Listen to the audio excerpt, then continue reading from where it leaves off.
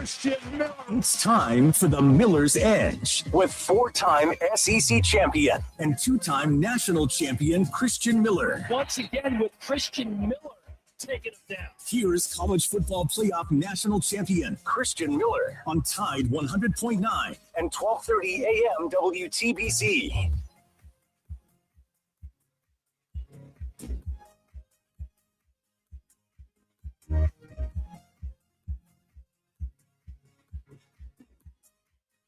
And welcome into this free-for-all Friday edition of the Miller's Edge, Tide 100.9, 1230 WTBC. Hope you guys are doing well. Hope you guys are ready for what should be a pretty good weekend. Chase, I haven't looked at the whole forecast, man, but I'm looking down in my corner, getting my James span on, and I think we've got 53 degrees right now. It was great when I went outside earlier, so hopefully that continues through the weekend. Now, hopefully some other things can be as good as this weather.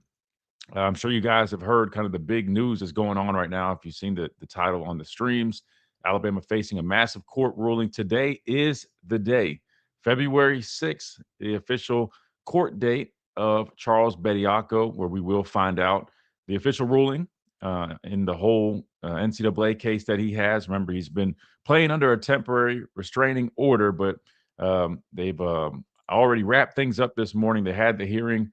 I want to say it began at 9:30 this morning, and we're still awaiting that decision, but could be a big deal, Chase. And the reason I said it, not only for Alabama, we all know how big of a deal it is for this basketball team, not knowing what could come of it, whether he can continue playing or not, or if they might go back and look at some of the previous games that he played in, if they do rule in favor of the NCAA in this case. But also you look at what it could mean for not just college basketball, but also for college athletics. You know, I'm seeing that Amari Bailey, the other former pro, but this time a guy that actually played in professional games in the NBA, he's scheduled to take an official visit to Grand Canyon. So he's continuing forward, but I could only imagine the outcome of this case with Charles Bediako could end up being, I guess, a big deal for other players down the road, and we keep hearing it being thrown around. And so far, we've heard Kalen DeBoer respond to a question about the potential of maybe this, carrying over to football. He didn't seem too concerned necessarily, and I wouldn't say that. He just didn't seem like, he hadn't really gotten that far. I know they asked Florida's new head coach about it. He joked about bringing Tim Tebow back, but it might not be a joke much longer if this ruling goes a certain way today, and then you see it kind of continue, because I could imagine there could be a domino effect. So I think it's a really big ruling that we're facing today, and we'll have to see. And we'll keep you guys updated again. No official decision or ruling has been made thus far, but we will be actively watching it and seeing where things go, because I think it's a really big deal. Chase, I mean, I don't know how much you know of the court, I guess case from this morning or the hearing, but you have any initial thoughts on any way you think it might or might not go? Honestly, just off a hunch, I feel like with the NCAA and how bad they've been keeping everything in order and just trying to keep everything in one area to just kind of get some order, I don't think this is going to go in the NCAA's favor. Honestly, I feel like Charles has a now there were I've learned that you couldn't have any phones or anything in the courtroom, but just kind of going off what I'm seeing on Twitter through with Wyatt Fulton and so many others. I don't think the NCAA has a good case right now. So there might be some hope. So we'll see. But I think the decision is at 4:00. I'll double check with you, Christian, during the break to make sure that's correct. But last time I heard at 4:00, you will hear a decision. Yeah, I thought it said up till 4. So maybe it is at 4, but hopefully it's up till 4, meaning we have a chance to get it sooner than that, because that would be a little bit of a wait. But I wouldn't be shocked if we see it go the distance, or if it does kind of drag out a little bit, because I mean, this is a big deal. And we've got some notes from it. Like you mentioned, there weren't any electronics allowed in the courtroom. However, I think a lot of media members, like you mentioned, I think Wyatt was down there, they were able to probably jot some stuff down, or maybe even remember some things, because there are some tweets coming out from some folks that are there. So we'll discuss all that. We'll discuss some other things that came up last night regarding this case that we need to talk about and more. Then we'll dive into some football talk a little bit later here. But first, we got to talk about this, because this right now is potentially a groundbreaking case and we'll see the verdict here in a little bit. But again, it's directly affecting Alabama right now, but it could affect college athletics for years to come, depending on the ruling. So that's what we got in store. But we always encourage you guys, 205-342-9904, to get in on the conversation. We'd love to get your thoughts, not only on this, but anything else. If you guys got any questions, comments, or concerns, we always like to go to you guys. We'll make sure that we go to the phone lines early enough to get everybody, because it is a free-for-all Friday, meaning we can go anywhere and everywhere with you guys. And then we got a couple folks lined up already. We'll get to them here shortly after we kind of break down a little bit of what's going on this morning. Plus, I always remind you guys, check us out on our live streams if you prefer to watch the show, just see me talking and running my mouth, or you can always see what we got on the screen, whether it's interviews, whatever the case may be. You can watch that at the Miller's Edge on YouTube or on the Tide 100.9 Facebook page, completely free. We just ask you, just drop a like and subscribe if you guys enjoy the content that we put on here. And also, don't forget about that Tide 100.9 app. That way you can listen to not only this show, but all the other shows and Crimson Tide Sports Network, which I do work over there as well. But if you just want to listen to broadcasts, whatever the case may be, make sure you download that app, because it does give you the ability to listen to any show wherever you're at, whether it's in the U.S. or outside the country, which is really cool. So make sure you guys do that. We got to hit our first timeout. When we come back, we keep on rolling on this free-for-all Friday edition of the Miller's Edge, Tide 100.9, 1230 WTBC. We're taking that timeout. When we come back, we'll keep on rolling right here, Tide 100.9, 1230 WTBC.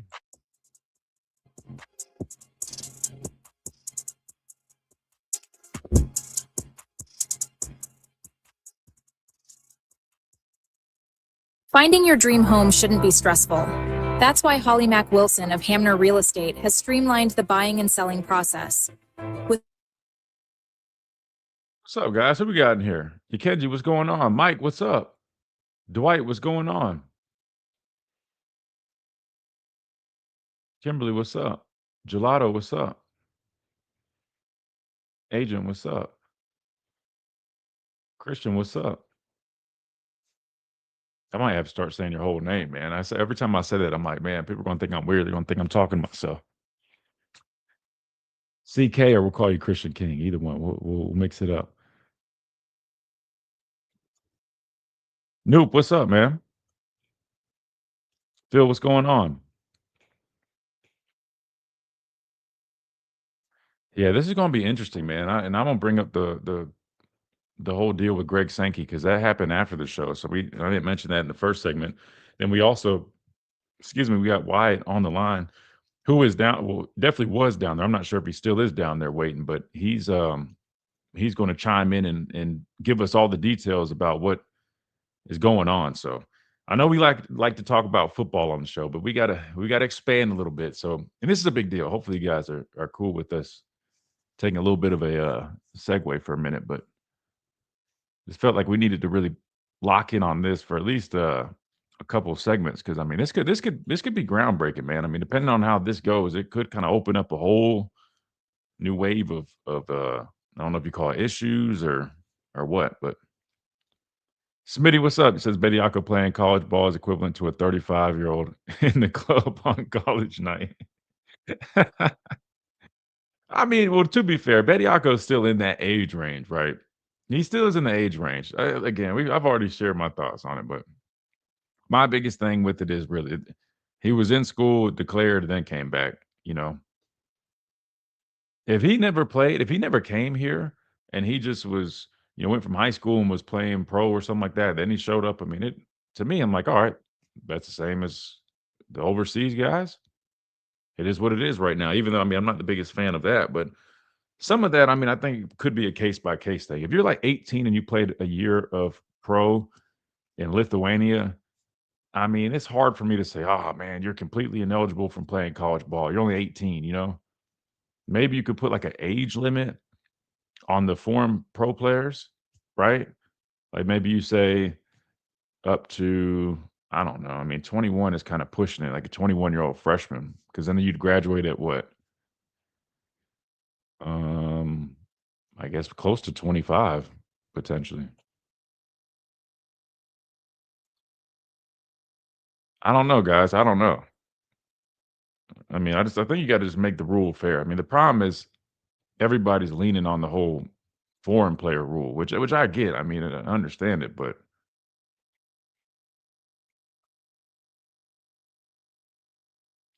Groundhog and Bediako saw their shadow. Bediako's was the freshman from Tennessee, and the whooping from Florida.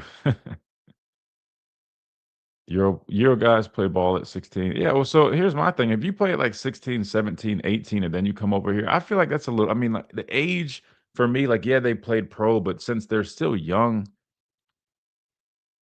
and it's not like the NBA, I know it's still pro, but let's just be honest. There's a difference between playing in the NBA and playing for like a team in Lithuania, or isn't that where LaMelo Ball went? Like, for example, like if LaMelo Ball, he went over there while he was in high school, right? Younger player, probably 16, 17, and he came back over here. I wouldn't be mad if he was able to play college ball. But let's see some updates from Wyatt, guys.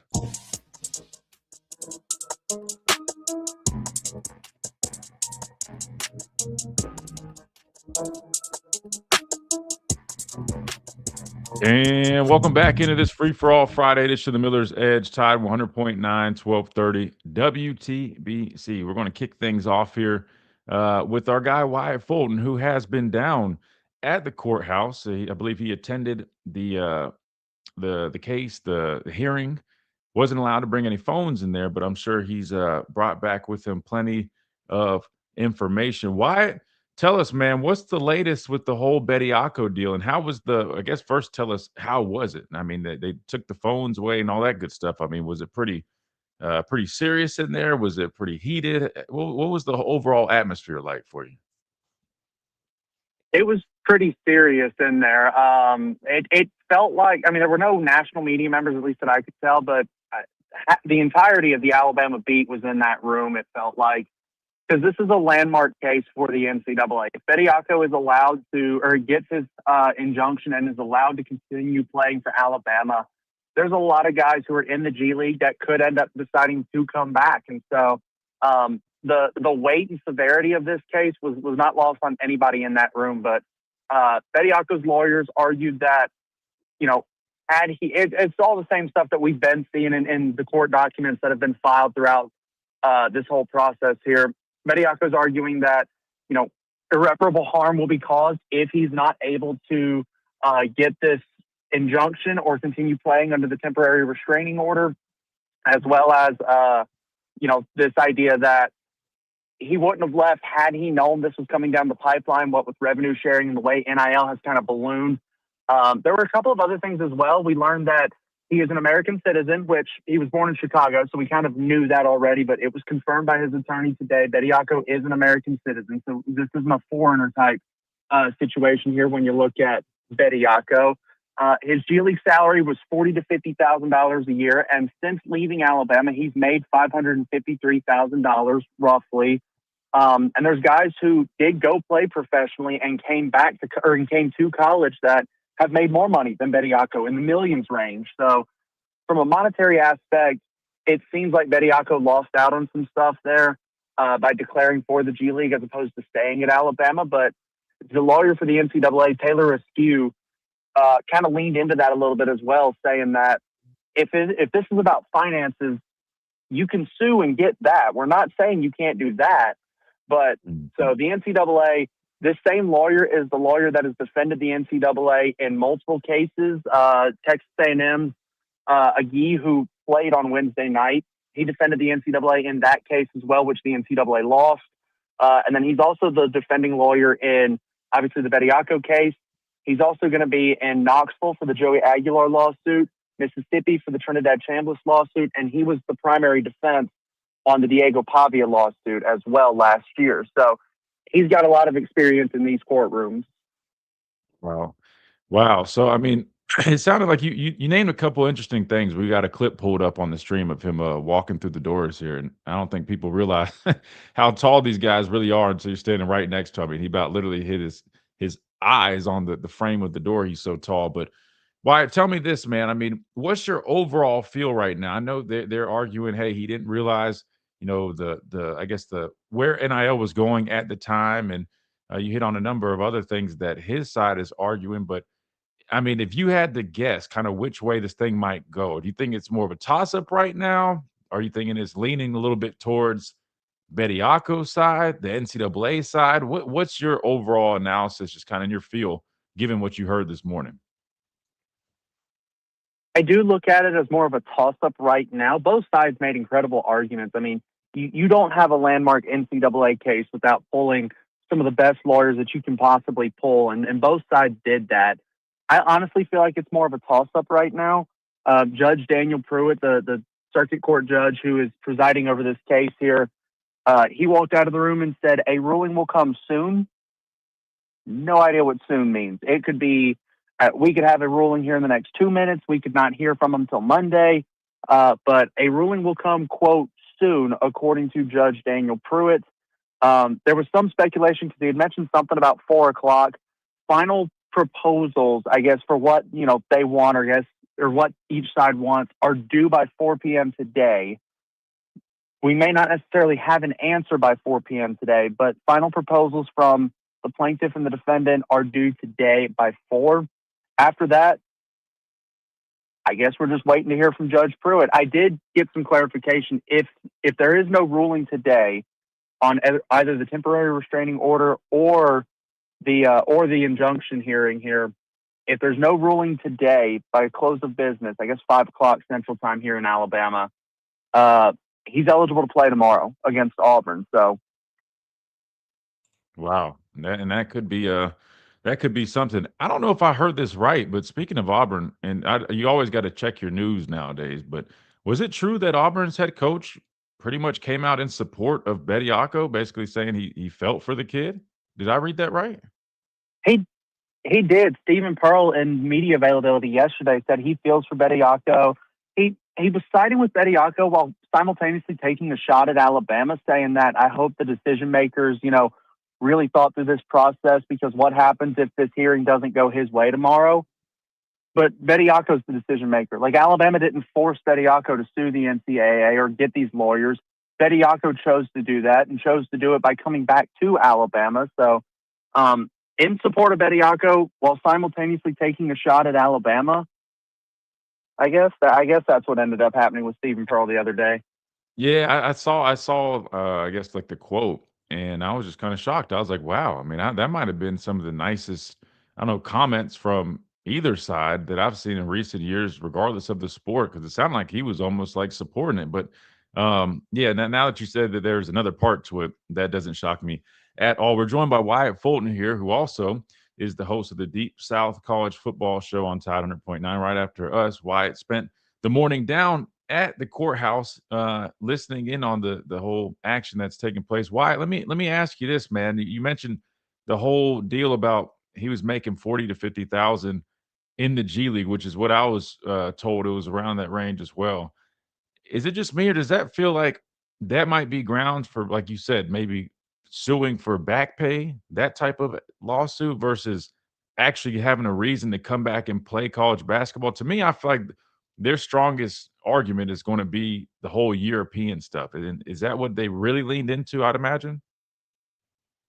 Yeah, they leaned into that very heavily, saying there's guys who played pro ball and then came back and got multiple years of eligibility, whereas Bediako is just trying to get this semester. Like, Bediako, once this season's over, Bediako's done. So that's kind of the point that Bediako's legal team was trying to push there. And then Judge Pruitt asked, if we don't grant this injunction, what happens? Like, can he go back to the G League? And his legal team said that it's a possibility, but with the negotiations with the G League, it's not a guarantee. So, I mean, Bediako could theoretically, I guess in a worst case scenario, be out of luck when you look at, not being allowed to play for Alabama, not going back to the G League. At that point, he's looking at going, to the Euro League and playing European ball professionally, at least till he can get back to the States. But I guess the worst case scenario is the injunction's not granted and he can't go back to the G League here, which is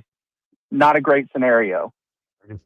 Yeah, that would be pretty bad. But like you said, I mean, the Euro leagues, or even really any, overseas leagues. I mean, I know guys like Retno Basahan, who played here, who's still playing professional basketball overseas.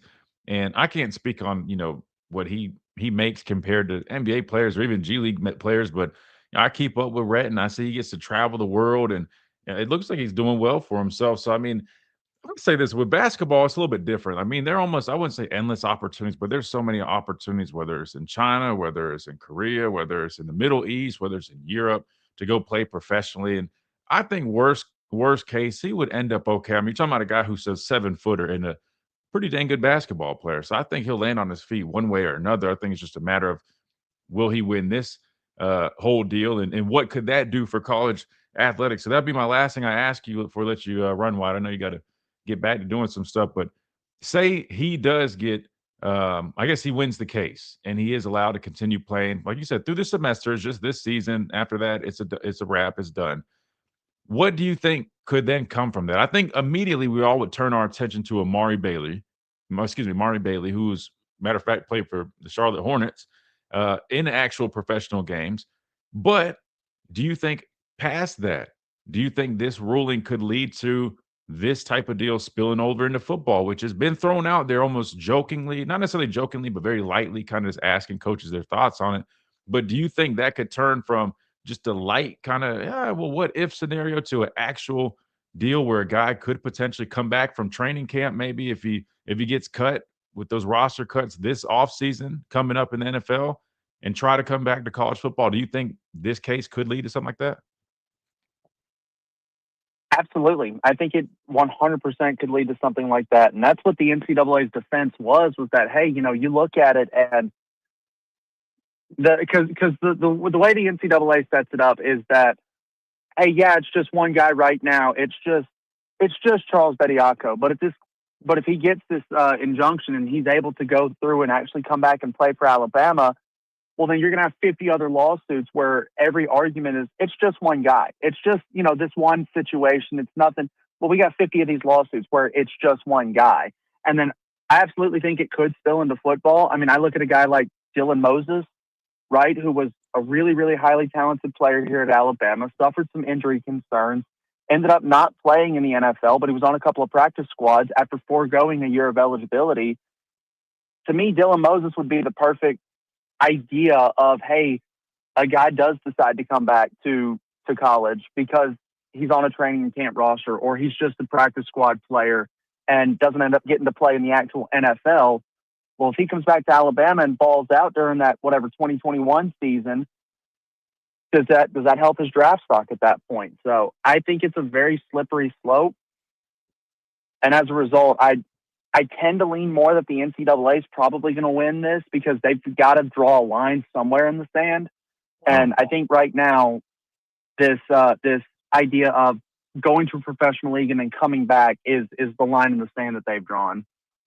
Yeah, and listen, I obviously want to support anything that we do. I want what's best for Alabama, but I hear exactly what you're saying. I can't help but think that too. That at some point there has to be, which I mean, I think we're starting to see them try to tighten things up. Trinidad Chambers, he was denied his extra year of eligibility. Now, again, I know that's totally different of a situation, but it appears that they're trying, I think, in this moment, and to the fact that even Greg Sankey came out with an affidavit and basically was in favor of the NCAA upholding the rule that he could not return to college athletics. And that's the commissioner of the conference. So I think we're starting to see people trying to bolster up a little bit with some of these rulings in these cases because they don't want it to become a landslide. But you never know, man. Wyatt, I appreciate you jumping on here and sharing all those details, man, because that was exactly what we needed, man. We're going to be reading a whole bunch. And I know people don't want to sit here and hear me read, but I appreciate you jumping on here. And you'll be covering it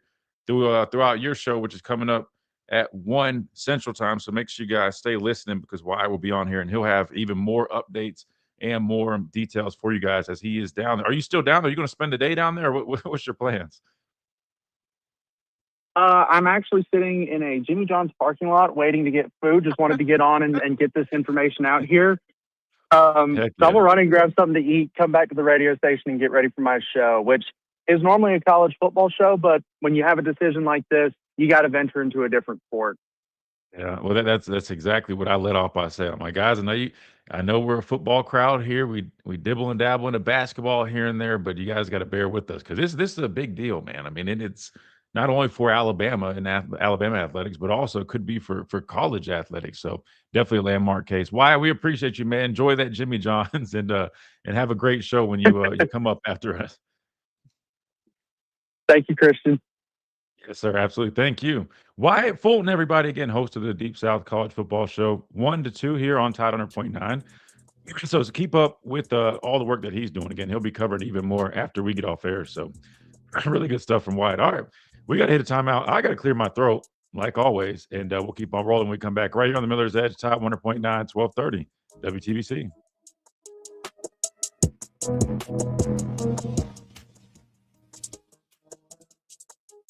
This is local Allstate agent Stephen Fikes. All right, good deal. We got our official lawyer here in the chat. We got Adam, man. Guys, I'm so sorry. I promise. I'm trying to. Maybe I need like a hot drink. That's what I need. Maybe in another break, I'll go heat something up. We got our official lawyer here in the chat. And I want to get his thoughts on this because why not go to anybody else other than our official representation here? We got Adam here in the chat. Let's see what Adam says. Adam, thank you again for the support. Our guy, Adam, is a partner of our show, by the way, but he's going to support, man. That's one thing he's going to do. You can put money on it. Adam says Bediako wins because the NCAA selectively enforced the rule, letting some players with pro experience stay eligible while denying others. That, oh gosh, Adam, you might have to help me out with some of these legal terms. Oh God, I'm normally pretty good with words, man. Oh God, I don't want to butcher this. Arbitrariness. I'm assuming it's derived from the word like arbitrary. Arbitrariness is fatal. We'll go with that. Dang, Adam, you set me up on that one. If enforced consistently, he likely lose for lack of irreparable harm. Man, well that's an interesting point. So Adam feels like Bediako wins in this situation. I think it's right now. I take Adam's word, number one. But just from what I was hearing from Wyatt, I would say it feels kind of like a toss-up. I think the argument about what he was making in the G League and then not knowing what he would have made, to me, I don't think that's excuse me. I don't think that's going to hold much weight. I just personally don't. Because number one, NIL was a thing when he did decide to leave. It was newer and it was a lot different than what it is now. But to me, I think their biggest defense right now, or argument, I should say, would be the fact that you have other pros, like Adam is saying, you can't let some guys play and deny others. Problem is those guys didn't come then leave. That's what makes him different. Let's see what else Adam says because he's got a number here. Bediako wins because of the selective enforcement of the rule. His other arguments are meritless. Yeah, that's what I was about to say. I feel like the compensation that he had in the G League to me I don't think that would hold much weight. Adam also says another lesson: don't enter the NFL or NBA draft unless you have done your due diligence and you know you're going to get drafted in a high round. I mean, I think that's probably the biggest lesson for any athlete to learn here, right? I mean, I understand guys get bad guidance. I understand guys get bad advice. Hell, they still do to this day. It's a very common thing. And it's not always, when I say it's not their fault, I understand, listen, yeah, they need to definitely do their due diligence, but let's just be honest. There's some guys that they might not really know better. But that's why it's so important to surround yourself with people that can help you make these decisions and trustworthy people that can, guide you in the right direction. That's why I would love to one day get involved more with NIL type stuff because I just know how much I could help these guys with this. Because you're seeing that he's not the first guy and he won't be the last. There's a number of guys. Now, I will say with football, we've actually seen a trend where due to NIL, it's actually helping retain these guys in college, which in my opinion actually is better. It helps the brand, I guess, college brand, meaning, college football is even better. Because remember, we started trending where everybody was leaving college football early. Now with NIL, you look at the quarterback class. I mean, a lot of guys are returning to school. Makes the college sport better and also makes those guys better for by the time they get to the NFL, they're a little bit more prepared, right? They have a little bit more experience under their belt. So, I mean, I think there are some positives from all of this stuff, but Adam's 100% right. Um, Adam's 100% right. You have to do your due diligence, and that's why, like, the way Coach Saban always did it with us was, if you were a junior or a, I guess, underclassman, right? You didn't exhaust all your eligibility, and you wanted to get your draft grade. You could go up there, meet with him. He would do his research. He would, reach out to all his connections, coaches, scouts, general managers, you name it, and he would get a pretty solid draft grade for you. Then let you decide. But ultimately, he always said, I mean, if you didn't have a first round grade, he would always encourage you to come back to school. That wasn't him saying, "Oh, you need to come back to school." Some people would probably try to find a way to spin it and say he just wanted to hoard more talent. But he just knew the reality was, especially in the NFL, just like we said, basketball, I mean, there's so many leagues you can go play overseas. It's a little bit different. The NFL, or football, I should say, I mean, you got the NFL, you got the CFL, and now you have the UFL. But outside of that, guys, I mean, so once you leave, But hopefully this is a good example for guys to learn. Like, it's not smart, man. Bediako got bad advice to enter the draft. The only thing that saves him is the selective enforcement of the rule, which that makes perfect sense. And we'll have to see which way the judge leans with everything. Biggest hurdle Bediako faces. One last one from Adam real quick before we come back. Our official representation. Shout out to Lamparello Law. Lamparello-law.com will be the website when it's finalized. The biggest hurdle Bediako faces is that he will not suffer irreparable harm. On this basis, he should lose, but it's a selective enforcement that may win it for him. Really good stuff, man. Big shout out to Adam with Lamparello Law. Big shout out to Wyatt, who's down there at the courthouse. And Jimmy John's right now getting himself some lunch. And all right, we're about to come back here now.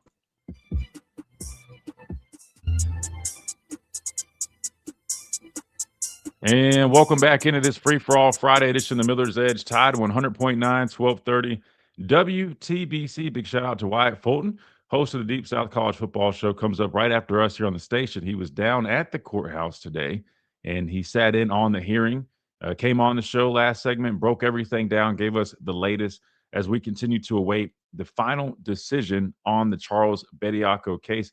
But we got strength in numbers today, man. We got Wyatt down there. We got our official representation here on the Miller's Edge, Lamparello Law. Big shout out to Adam, founder and attorney. And again, for all you guys wondering, Lamparello Law Education and Advocacy, which is founded by attorney and professor Adam Lamparello, work with high school, college, and graduate students on academic and career success, providing mentoring, exam and test taking preparation, subject matter mastery, application strategy, personal statements, resumes, long-term academic and professional planning. Also providing legal representation for students, faculty, athletes, and misconduct matters, First Amendment cases, name, image, and likeness issues, all criminal defense matters. And he's also known for representing his clients with genuine care and passion and relentless advocacy. Sounds like Bediako probably should have reached out to Adam with Lamparello Law. If you want serious guidance and strong representation from someone who truly has your back, contact Lamparello Law, 201-317-5115, Lamparello-law.com. Again, that's Lamparello Law Education and Advocacy, founded by our guy, Adam, who is a professor and attorney, Adam Lamparello. Get it straight. So if you guys need some help like Bediako right now, man, make sure you guys check out Lamparello Law. And he's also in the chat right now. So if you guys have any questions, I'm sure he's happy to answer all your questions about this case. And we'll keep going to him as well throughout the show. All right. I know we got Mr. Pat on the phone lines. I know he's been patiently waiting since I think early on. So let's get him back on, or get him on the lines. Pat, welcome in. Hey, good morning, sir. And, hey, this thing's going to be big time for the NCAA. And they have, Charles needs to make some money, but this may be much bigger for the NCAA, this verdict, or, whether or not they're going to continue to stay, not necessarily a verdict, but this is going to be much bigger for the NCAA than it is for Charles. Do y'all not agree? Oh, absolutely. No, I mean, that's why it's a big landmark court case right now. I mean, that's why I said, all due respect to Charles, I think regardless, win or lose, I know he wants to continue playing, but with all the leagues around the league, even if he for some reason can't go back to the G League, I'll be honest with you, I think his side is probably making it seem a little bit more drastic than it is. I'm sure he can go back to the G League. It's just a matter of, he probably got out of that contract. He's not guaranteed another one, but I'm sure somebody, if they feel like he's talented enough, will pick him back up.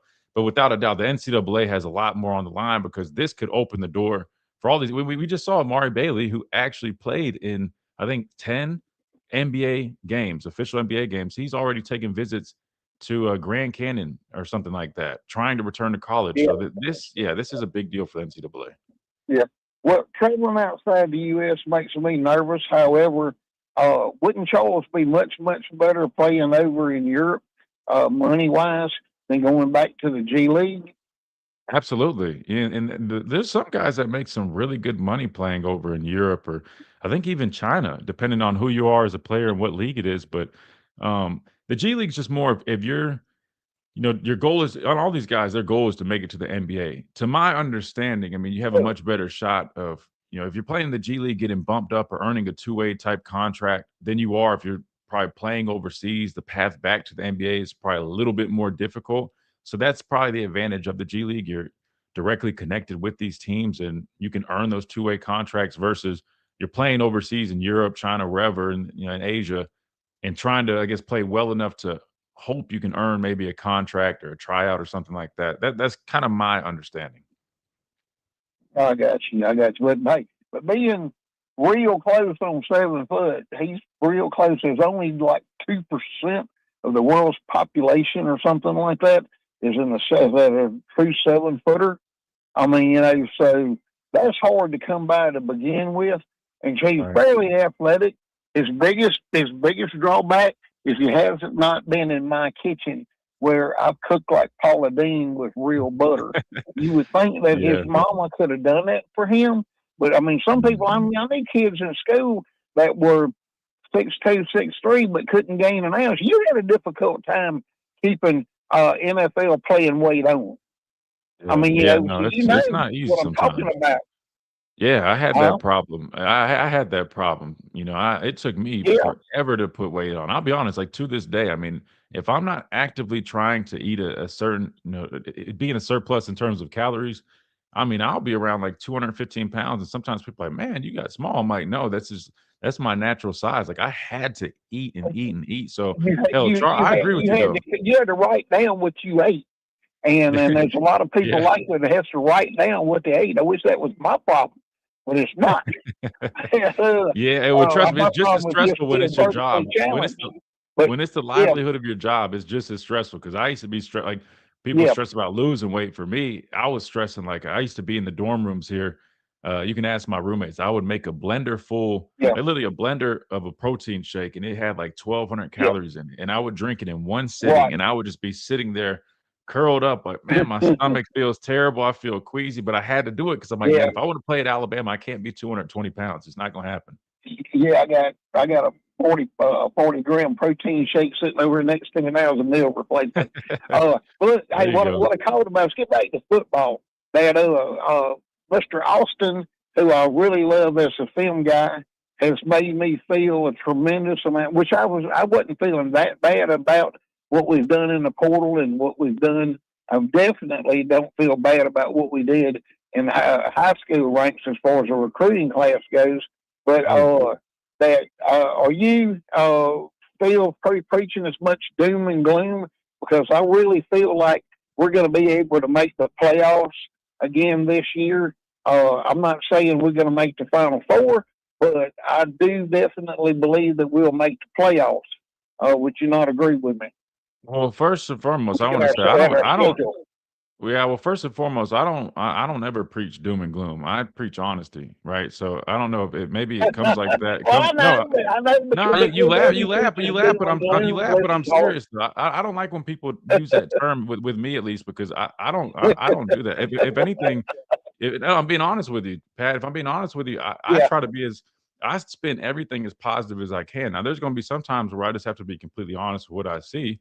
But no, I don't preach. I don't preach doom and gloom. I just preach honesty based off of my perspective, not meaning that it's going to be right 100%. It's just that's just kind of what I see. But no, I think I'm still at where I'm at. Right. I mean, I haven't had anything else to go off of. And with all due respect, I'm not going to listen to another guy's YouTube video that's going to change my opinion because I've already gone and watched tape and done my own research. So that's not going to move the needle for me. When I see these guys, that's a little bit different. But like I said, I think it was yesterday. I mean, I could see a world where this team could, be around that 10-2 range, but I think that would require them playing like their best ball. And that would mean the growing pains that you're expecting that they go through as a young football team are very minimal and they fly through those things. And by the time they get to that big patch that we know is in the middle of the season, they're playing at a very high level. I mean, I could see that. I'm not saying it can happen. Hell, I'm not saying they can't go 11-1. I'm just saying, historically speaking, and going off of what I've seen and knowing, our biggest issues came where up front. I can't say that I saw enough of what we did in the portal with the guys that we brought in, just like the guy that you just mentioned. I saw that video you're talking about, at least the first part of it. He also said he was not impressed with the offensive lineman that they brought in. Did he not? He literally said the same thing by watching their tape. So it's not a knock. It's just being honest. Like, if you watch somebody's tape and you're just kind of like, I mean, like, I'm not blown away. I'm not saying they can't get better because they can. I mean, they could have had that tape on, put that on tape last year. They could get here, be coached up, and they could be all Americans. Nobody's saying that's not going to happen. It's just where things sit. That's just kind of the feel that you have. But to answer your question, though, I don't know if, I mean, to play, I don't know. I mean, a playoff team, it depends on how the whole thing goes. I mean, I think if you're a 2-loss team, you should be in the playoffs. If they hit that mark, sure. If they end up being around 9-3, which I think is a possibility, being we're so young, it's tough to make the playoffs at that rate. But we'll have to see. Yeah. Okay. All right. One quick question for Lee is that could we meet this summer down in Destin or wherever they're going to meet for the SEC and decide to not play the SEC championship game this year? Because, hey, Kirby's talking about it. It's a bad, bad thing. You got 9 SEC, you play 10 SEC games. That ain't fair compared to what everybody else has got to do. Yeah, well, I mean, you're officially playing 9 SEC games, and that would make a 10th. But I don't see a world where a SEC team actually sits out. You might hear rumblings of that. I would be completely shocked if a team actually decided to do that. But that's just my opinion. I'm not saying it can't happen, but I don't see that happen, especially for a guy like Kirby, who was just talking about after winning the SEC championship, how much those still mean to him. And he likes to put an emphasis to his guys about how the importance of conference championship games. So I don't know where you heard Kirby say that he's considering that. Is that what you just said? Well, I heard Kirby saying that we got to look at it because play 10 SEC games. They just played 9 that SEC games counting the SEC championship, and playing 10 is ridiculous. Yeah, I mean, compared to Rutgers and what the Big Ten does. Come on, be honest about it. Well, doesn't the Big Ten play 9 conference games? And that wasn't that the whole reason the SEC needed to go to 9 to be on the same level as them? But it's not apples and oranges. It's not apples and oranges. It's not. I mean, I wouldn't necessarily say it's not apples and apples. It's apples and oranges. Yeah, I know it's different. I'm just saying. I mean, they also play 9 plus 1. I know what you're saying. I think top to bottom, the SEC is definitely more stacked in terms of the number of teams. But at the same time, I mean, you think you got to give credit where it's due. They have produced the last 3 national championship winning football teams in Indiana, Michigan, and Ohio State. So. It is what it is. I think at the end of the day, man, if you get a chance to play for a conference championship, I know for me, I mean, hell, those rings sit right next to my national championship rings, and they look just as good, and I'm just as proud. So if it's me, I'm not sitting out of it. But I guess that's a business decision that these coaches might have to make. Pat, we got to hit this top of the hour break, man. Great to hear from you, man. Hope all is well. Good deal. Have a blessed day, sir. Bye-bye. Yes, sir. You too, man. Thank you. All right, we got to hit this top of the hour break. When we come back, we'll keep on rolling right here on the Miller's Edge. Tide 100.9, 1230, WTBC.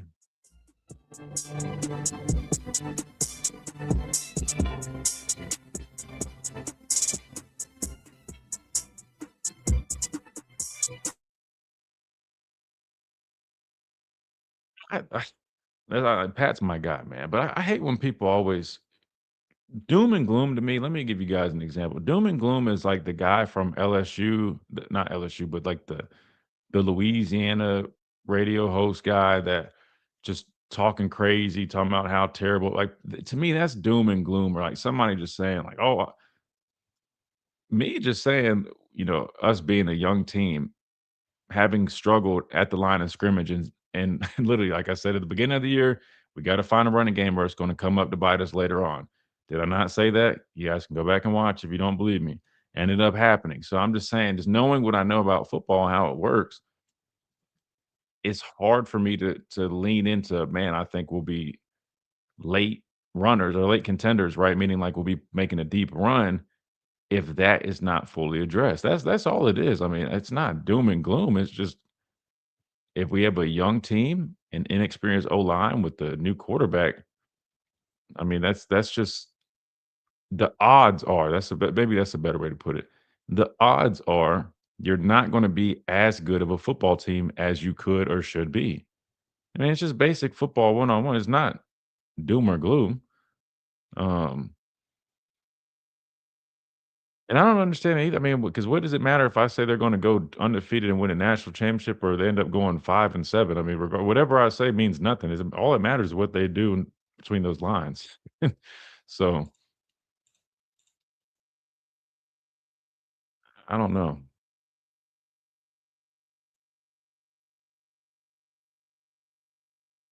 Let's see. We got like 60 something. If you guys haven't hit that like button, don't forget hit that like button real quick while we got this break going on. Was there something I was going to do during the break?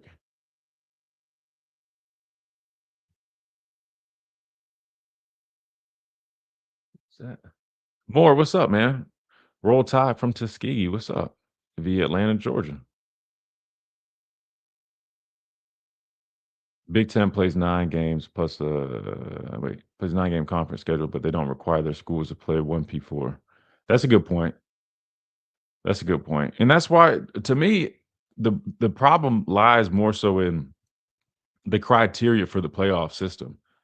I'm okay with more competition. Coach Saban said, hell, give us all SEC schedule. We had an all SEC schedule when we went undefeated in 2020.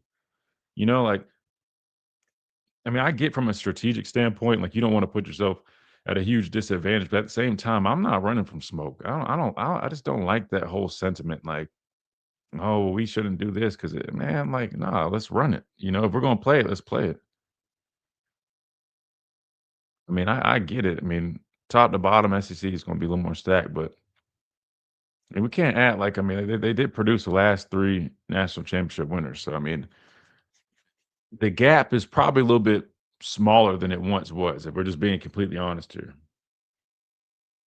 No, we haven't pulled up Michael's tape. I'll do that today. I promise you guys we'll do that. I'll pull up some tape today. I mean, I could try to do it between breaks. Problem is with radio, man, it's hard to break down tape. Talking about the O-line, now he's got me wanting to do that.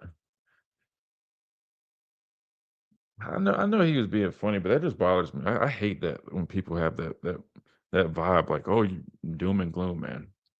There's no doom and gloom over here, man. We just break down football. Now, if you want to say how my dad talks about it, that's one thing, because his choice of words is a little bit different.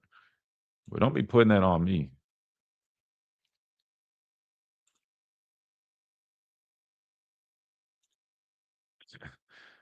Yeah, Chase. I mean, I know what he meant by it. He's just talking, but I'm just like, come on, man. They don't put that label on us over here. Don't do that, because people are already trying to find whatever reason they can to try to say some slicks like that. Don't do that. Disagree on the guys they brought in at O-line primarily because they're young. Disagreeing with me or with what Pat said?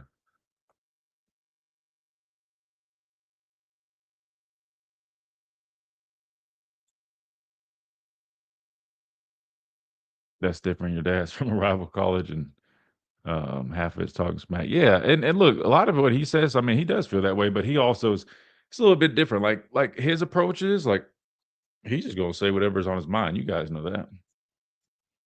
And he's entirely entitled to do that. And that's what makes it fun. I just hate where we got into a point where like people get upset. Like if anything, I think it's funny. Like to me, that's what makes it fun. Like when my dad's kind of cutting up like that. Like I'll get pushback. I'm gonna defend us, but like people take it so seriously. Like, that's what they used to. They don't do it as much now. But like when we first were doing this, like people would hear him make comments like that, and people be crying and complaining, and then half the stuff he would say would he pretty much be pretty much on point. Not with everything. I know not with everything. He definitely was off about a number of things, but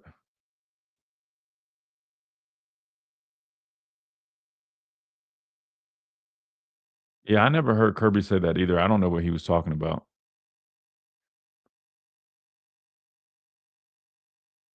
Which and that shocks me because I just heard Kirby, if I'm not mistaken, I just heard Kirby talking about the importance of the conference games and how they've kind of gotten lost recently, and that he's always like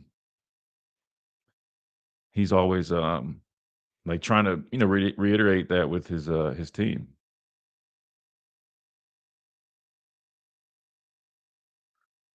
Um,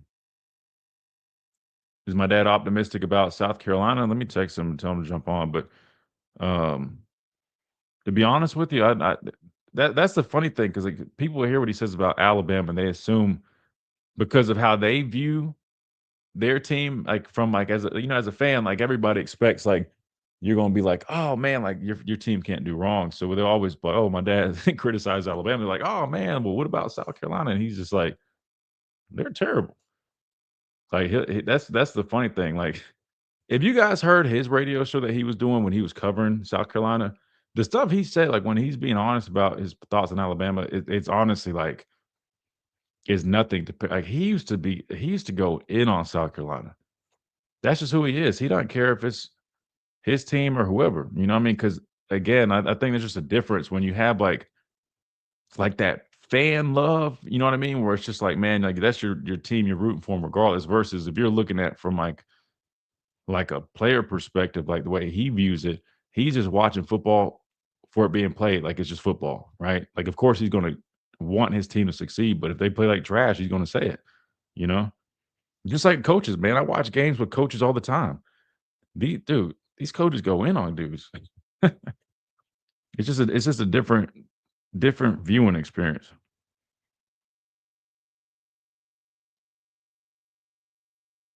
But not everything, and not everybody's like that though, because we got a lot of fans on here that view it like that too. They just break the games down for what they are. Kiffin talked about not playing the SEC championship game. Okay, so it was Kiffin that said it, not Kirby. I was like, just heard Kirby talking about that, or the other way around.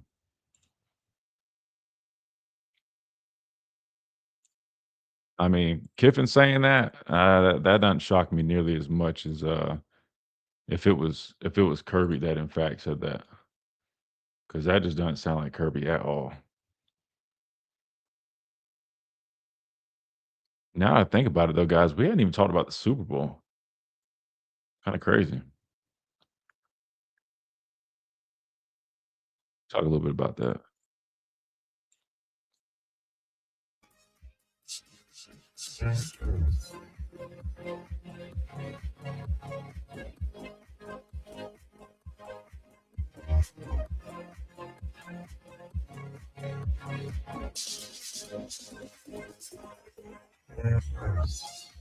And welcome back into this free for all Friday edition of the Miller's Edge, Tide 100.9, 1230 WTBC. We've been talking a lot about the Charles Bediako case. Again, the official hearing took place this morning in Tuscaloosa. As you guys can see on the video on the stream, check us out if you haven't, at the Miller's Edge on YouTube, at Tide 100.9 on Facebook. It was flooded with media members trying to get the latest, and we did in fact get that. Our guy Wyatt Fulton from Tide 100.9 was down there for the hearing and filled us in on all of the latest with the case, which they are, I guess, what you call at rest right now while they are waiting for the final verdict, what could be a landmark decision in not only college basketball, but college athletics regarding Charles Bediako, who played here, declared for the NBA draft, or went on to play, I should say, professionally in the NBA, really in the G League, but was on a two-way contract. and then in recent weeks returned to school where he is enrolled taking classes, but also rejoined the Alabama men's basketball team. So we've even got our official lawyer and representation here in the chat, Adam Lamparello of Lamparello Law, who has been giving us his thoughts on the case, who he does feel Charles Bediako has a strong chance to win this, given that there are other pros playing in college. So he says that is probably the biggest, I guess, argument for Bediako in this decision that is hopefully going to be made very soon. So we'll definitely keep you guys updated on that. But you guys can see the clip that's playing. You got Bediako walking through the hallway at the courthouse. If you guys couldn't tell how tall he is, and it's one thing to say you're 7 foot, but you guys can really see how tall he is walking through this whole, I guess, gang of media members out there waiting, man, just towering over everybody. So we'll see for our guy, Chuck Bediako, and see what happens. But if he was hoping to get support from folks in the conference, probably not going to happen, as Greg Sankey came out last night and actually defended the NCAA. And he had this to say: I respectfully ask the court to uphold the NCAA eligibility rules challenged in this case, which are essential to the integrity of college sports, to the educational mission they serve, and to the opportunities they provide for current and future student athletes. So we'll have to see how this thing goes. We're awaiting the verdict on that whole deal. But in the meantime, we'll talk about a number of other things going on. We haven't even really talked about this, and we're a majority football show, I should say. Got the Super Bowl, guys. The Super Bowl is this weekend, and we hadn't even mentioned it, I don't think, hardly once this week. Now, I know we like to talk college ball, but I mean, the Super Bowl is a Super Bowl. And speaking of the Super Bowl, you got Radio Row, you got a whole bunch of interviews and things going on right now, a lot of media access, some really good stuff, some completely irrelevant things. I'm not gonna lie. What's her name? Seemed like she was just stirring up gossip the whole time, asking about relationship statuses of players with WWE divas and all types of stuff. But one clip that I did see that I thought was cool was Derrick Henry, and he was asked about how he views himself as a football player and kind of his, I guess, thoughts on his career. And this is what he had to say. And you guys hear me talk about this guy all the time, and how I'm very I'm very complimentary of who he is, not only as a player, we all know how great he is, but as a person. And here's just a quick glimpse of why Derrick Henry is such a special person and player. I love that, because when it comes to you, I think you're right. And it's like, I joke a little bit like, you're Hall of Famer. You don't need to show anything, prove anything. You want a Super Bowl. I appreciate that, but I don't see myself as that yet. You don't see yourself as what? Like Hall of Famer. Like I ain't like I really don't. I'm being honest, but I appreciate you. I'm being real. How do you see yourself? Like I still got so much to do. Like I don't see myself as that. I don't. But I appreciate. Are you ever satisfied? Words. Huh? Are you ever like, I did that? I'm not making this thing like, oh, I'm like never satisfied. Yeah, but top 10 like, rushing, top 5 touchdowns. You want to see like top 3 in both? I wanna do it all. You want to do it all. Yeah. I mean, that's that's very impressive. Chase, I mean, you're talking about a dude who, let me go back. I think Andrew Bone quoted the tweet with some of his numbers, but I think so far he is number 10 in rushing yards in his career, number 4 in rushing touchdowns, number 10 in total touchdowns, 200-yard rushing games, he's number 1. And for the longest rushing touchdown, he's tied at number 1 as well. I think it's pretty safe to say. Now, I know it's a little when you talk about the whole situation with Bill Belichick, maybe you have to second guess a little bit, even though I highly doubt that's the case here. But in all seriousness, he's clearly going to be a Hall of Famer. But as you guys just heard from him, I mean, the dude doesn't even view himself like that. And I can tell you, he's dead serious when he says that he really means that he doesn't view himself like that, because he's always had that kind of mindset and mentality. I tell you guys all the time, like when I would be in there working out after practice because I'm skinny and trying to get bigger, and this dude was built like that already and was, a force in college football. That dude was in there the whole time doing the same stuff, man, every single day, working like he was a walk-on. So, I mean, I think he's always had that mindset. Like he just is always chasing that greatness. And I think that's what makes him such a damn good player. Not to mention he's literally built like the Terminator. But I just thought that was a cool clip because it just exemplifies who he is as a player in person. And it's a good reason for why he's had the success that he has had in his career, which I also heard him speaking with former Alabama running back Damian Harris and talking about, his expectations for the rest of his career. And Chase, he's not slowing down anytime soon. He says he feels young, fresh, healthy, and he's got a lot of football ahead of him. So for any DBs that are getting tired of being stiff-armed and having 5 fingers to the face, you got a few more years to deal with that at least, because he's not slowing down anytime soon. Now, in terms of the Super Bowl, because like I said, this is all going down in San Fran, the whole deal with that Radio Row, a whole bunch of media and stuff going on. We got the game officially this Sunday. Chase, I want to get your thoughts, man. You got the Patriots taking on the Seahawks. You got a number of Alabama guys that will be involved in this game. Off the top of my head, I should have pulled up the list, but I can tell you, I know with New England, you got my guy Anthony Jennings, 3-3, a.k.a. Merck, right, who's been doing a damn good job with New England. You got him. You got Christian Barmore. It's crazy to think about. My guy Barmore, man, he's come such a long way. He's boy, he was a hell to deal with when he was here, but he's doing his thing up in New England. You also have, I want to say, C.J. Dupree, and there might be one more for New England. Then I also know with the Seahawks, you got Jalen Milroe, you've got Robbie Oots, Josh Jobe, and Jaron Reed. I want to say those are all 4 guys for Seattle. So regardless, you got some Alabama players added some hardware to their collection. Jaron Reed would then be a national champion and a Super Bowl champion. I'm trying to think of any of the other guys. Obviously, J. Mill, Robbie, and Josh. Well, maybe Josh Jobe. Josh Jobe, I think, was on the 2020 team. So he might be a college national champion and Super Bowl champion. I'm trying to think about New England side. Anthony for sure has a chance to do both. Barmore was in there in 2020. So those guys have a chance. That is dope, though. And, speaking of the guys, we talked about Reggie yesterday. He was able to do that too. Terrell Lewis. So there's a number of guys that were able to win at the college level and on the NFL level. Then you could look at Smitty. I want to say Smitty was a high school state champion, won in college, and then also has won a Super Bowl, which is dope, man. He did the trifecta. I didn't win in high school, and I definitely did not win a Super Bowl. So shout out to the guys that are getting that opportunity. But Chase, before we go to break and get my dad on here, when we come back, man, give me your outlook on this Super Bowl, man.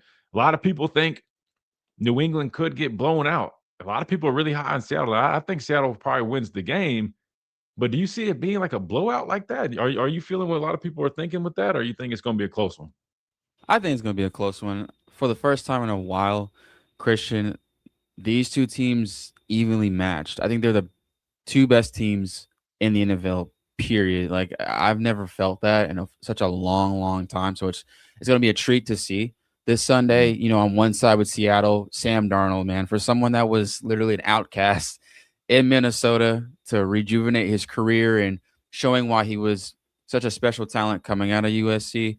I'm proud for Sam and especially JSN, especially what he's doing down there in Seattle. And I'm really just happy to see Seattle back and where they are. Just think about this a couple of years ago. They were on the 1-yard line of trying to, I think, go back to back. And I think for them to kind of get back on a different side of history, I think it's pretty cool. Then for New England, Drake May, obviously coming on the scene, being one of those premier quarterbacks, proving it time and time again this season that he's not just a fluke. It's not a one-time thing. He's using his weapons like Stephon Diggs and Trayvon Henderson. I like what Mike Vrabel is doing.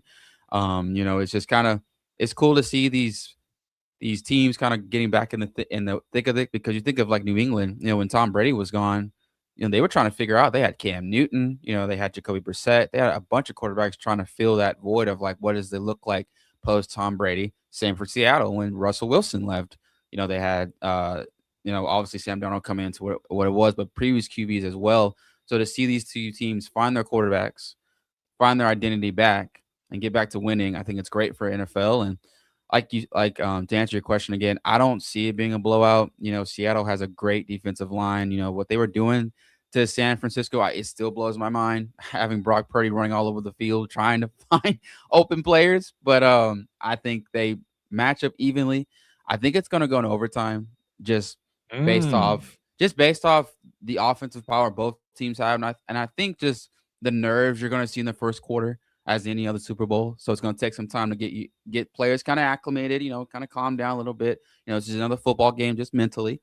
And then I think it'll be a close one. I don't have a score prediction yet, but I think it'll be by a field goal or a touchdown for sure in overtime. We'll definitely think on it. We'll take some score predictions for fun, man. We haven't done that since football season or college football season ended, but we can do that for fun, man. It's the Super Bowl. Why not? We ain't even talked about it. We got my dad on here. We'll talk with him about it. I know he keeps up a lot with NFL and get his thoughts, but really good stuff, Chase. Yeah, I think it's going to be close too. And I like Seattle, but listen, I think New England, man, Drake May has been playing some good ball, and see Stephon Diggs still playing at such a high level. I think a lot of people kind of thought he was on the back end of his career. He had that knee injury.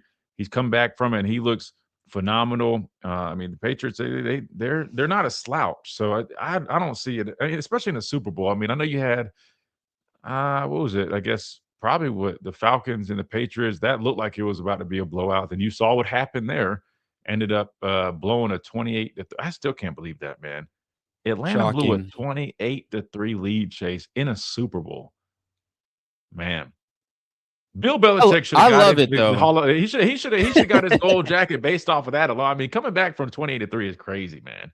You're right. That does make sports good. You love it, but I think all the folks of Georgia and surrounding areas probably are still haunted by that. So that is kind of crazy. All right, we got to hit this timeout. We come back. We'll talk a little bit of Super Bowl coming up. We got the Pastor Payne on here. I know you guys probably got plenty of thoughts on a number of other things. So let us know on this Free For All Friday. 205-342-9904 is the number. We'll see you guys. Not see you. We'll hear from you when we come back right here on the Miller's Edge. Tide 100.9, 1230 WTBC.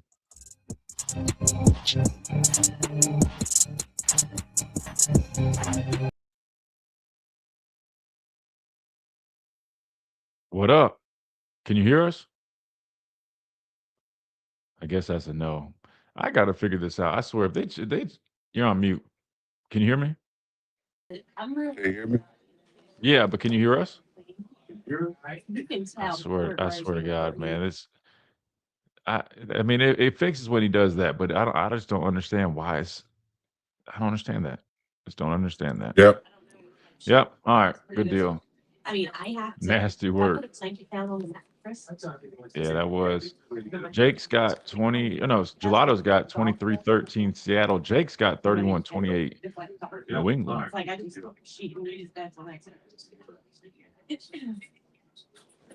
The question from our guy Mike. Mike says, Christian, what do you guys think what do you think of guys leaving school playing one sport professionally and then returning and playing a different sport?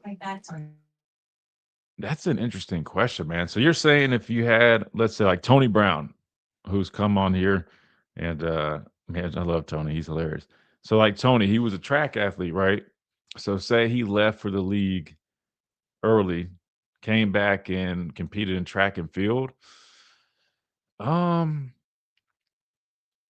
Man, I almost feel like that doesn't seem nearly as bad as what we're seeing with the other stuff, where it's like Bediako, who played, he left to go play professionally and come back.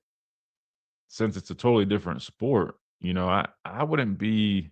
It depends on like the situation though, right? Like if the guy's still within that window, maybe. Personally, I'd probably say, Mike, just don't even allow it at all, because I feel like that kind of would like open the door or leave it kind of slightly open for other things that we just don't want to, get into. I think people start trying to stretch those rules, but I wouldn't be mad at it necessarily if it all was aligned with the window, all that stuff. That's an interesting question, though. That's a really interesting question. Blitz the harvest. Yeah. Oh yeah, I forgot Pruitt is allegedly being targeted. Well, what I did, Dwight, is I take the radio off. I take the radio off of the stream when I bring them up. Can you hear me? Not work. Yeah, yeah. Okay. Rangos and more with a 5. 34-24 Seahawks. I don't know if you were keeping up with the show before you jumped on here, but the official court hearing for Bediako has officially concluded. Now we are waiting the decision from the judge. Good day. Has officially concluded. We are waiting. I don't know if you have any thoughts on that, but and this is kind of what's oh wait, you can't see it. Was kind of I guess in waiting now, pending the decision on this. I mean, this could be the next step. This is Amari Bailey, who played at UCLA. I don't remember if he was drafted or not, but he played for Charlotte and he played in 10 NBA games, not just the G League, but he's already taking an official visit to Grand Canyon. So that's looks like where we're kind of headed, pending the decision with the Bediako case. We got a super chat from Adam again. Adam says, Corey, I grew up about 2 miles from Giant Stadium. My favorite spot nearby was Steve's Sizzling Steaks. That sounds damn good. I see you there, Mr. Lamparello. Lamparello. Steve's Sizzling Steaks. Did you guys ever go there, or did you enjoy living in New Jersey? I have to say, Leonard Marshall's hit on Joe Montana in '90 was unbelievable. Wait, Steve's Sizzling Steaks, man. Have you ate there? I feel like you like food. Do you have the stream on TV? This guy here, man. Can you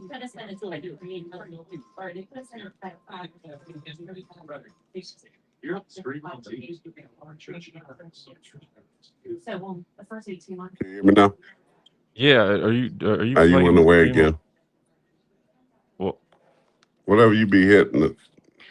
I literally did nothing, man. It sounds like you're playing the stream on the on back TV. so you can hear me.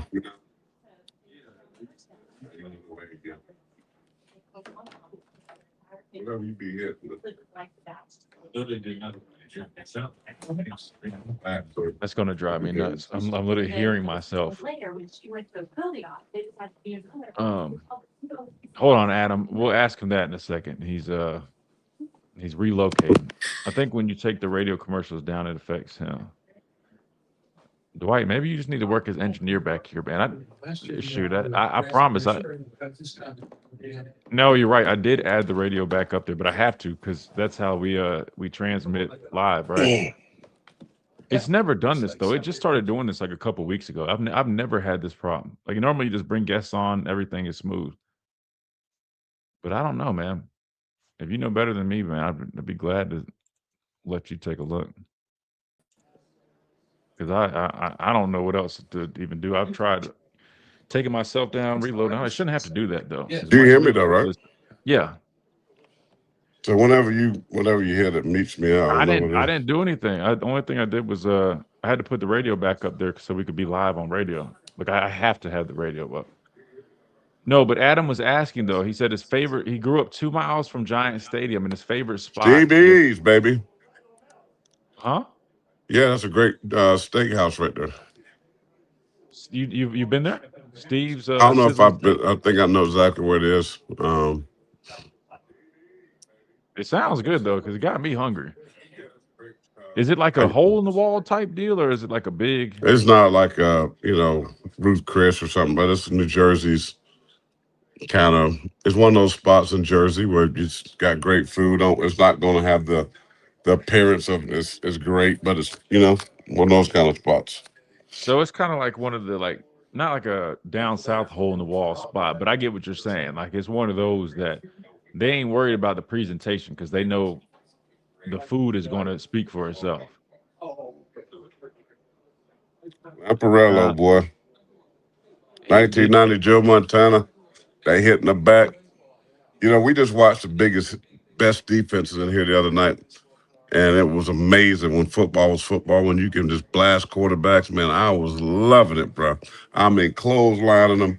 So all them quarterbacks now that walk around, when they get the first down, I told you that wouldn't have happened back when I played, bro. They would have been so much fear in these quarterbacks. Now there's no fear. That's why they run the way they run. I mean, you got a point there. Did you enjoy living in New Jersey? Me? Did you enjoy living in Jersey? I mean, sure. Well, I was in Secaucus and I lived in Hackensack, and small little areas. Secaucus really close to Giant Stadium, so I love the fact that I can be at the office in 10 minutes. Hackensack's about 15 to 17 minutes, but yeah, I did. I mean, it was different. You know, it was different. The Jersey girls and all the bushy hair back in the day. Them Jersey girls was something back in the day, boy. Oh, wow.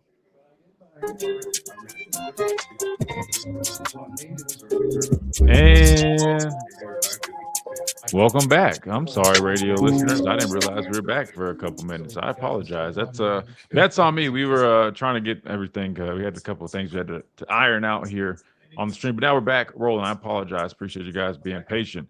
We got the Pastor Payne on here joining us live from his headquarters, damn near at this point. I'm live from my Columbia headquarters, Smoke Break Cigar Lounge. I know R&R, our big sponsor, Reagan. You know, I love them. It's my number one spot. When you were playing, 10 years I went down there in Tuscaloosa. But Smoke Break is very nice right here in Irmo, South Carolina. And that's where we hang out. We do Bible study here on Wednesday nights. And so they're doing a nice Super Bowl party, smoking meat and all kinds of stuff on Sunday. I won't be here for that because I got to work. But great place. I love coming here. And the guy that's watching right now, tell him, hey, Christian, hey, Mr. John, he's old white dude, gets on my nerves, but he's a good guy. What? Okay. Okay. Anyway, you mentioned you mentioned the Super Bowl, man. Give me your thoughts on that. I know you keep up a lot with the NFL, man. Patriots. My former quarterback Cam Newton at one point called Drake May and the Patriots, or either just Drake May. I don't know. I think he said both. We're fool's gold at one point, I believe he said during the regular season. Drake May has gone on to throwing for 4,300 yards, 31 touchdowns, and like 8 interceptions, and has led his team at the young age of 23 to a Super Bowl appearance where he'll take on my other former quarterback, Sam Darnold, with the Seattle Seahawks, and a former Alabama quarterback, Jalen Milroe. Maybe they let him get a package in or something. They bring him in there, get a play or something. That'd be fire. But your thoughts, man? How do you feel like this game goes? You know, I really like Seattle. I think Seattle is the best football team of the two, although I appreciate what Mike Vrabel has done his first year coming into New England, his old team, where he's won a Super Bowl as a player. Now he has the opportunity to win a Super Bowl as a coach. You can tell the physicality, something we talk about on this show all the time with Alabama, how important it is to be physical in the trenches. They got that on both sides of the ball, offensively and defensively. Drake May, the quarterback, I think is a really nice quarterback. He can throw, make all the throws. He's very good with his legs. He seems to hurt you in those critical third mediums. He is scrambling and getting first downs. Stephon Diggs is there as a big-time player. So when they need that down-the-field threat, he becomes that. The running game is very serviceable and very productive. But at the end of the day, I always bet on defense. It's always been said that the best defenses are the teams that win championships. And Seattle, man, they are very, very good. And up front, they're good on the back end. Their secondary, very physical. They come up and support the run. They can cover. The cornerbacks are very nice. The safeties are very physical and good. So I always bet on defense. And when you look at their offense, talking about Sam Darnold, I mean, 2 years in a row, he has been doing some good things. Last year at Minnesota, then coming over there to Seattle. They're very nice. They got good receivers. Tight ends are very nice. But, they base their game on running the football, controlling the clock, playing keep away.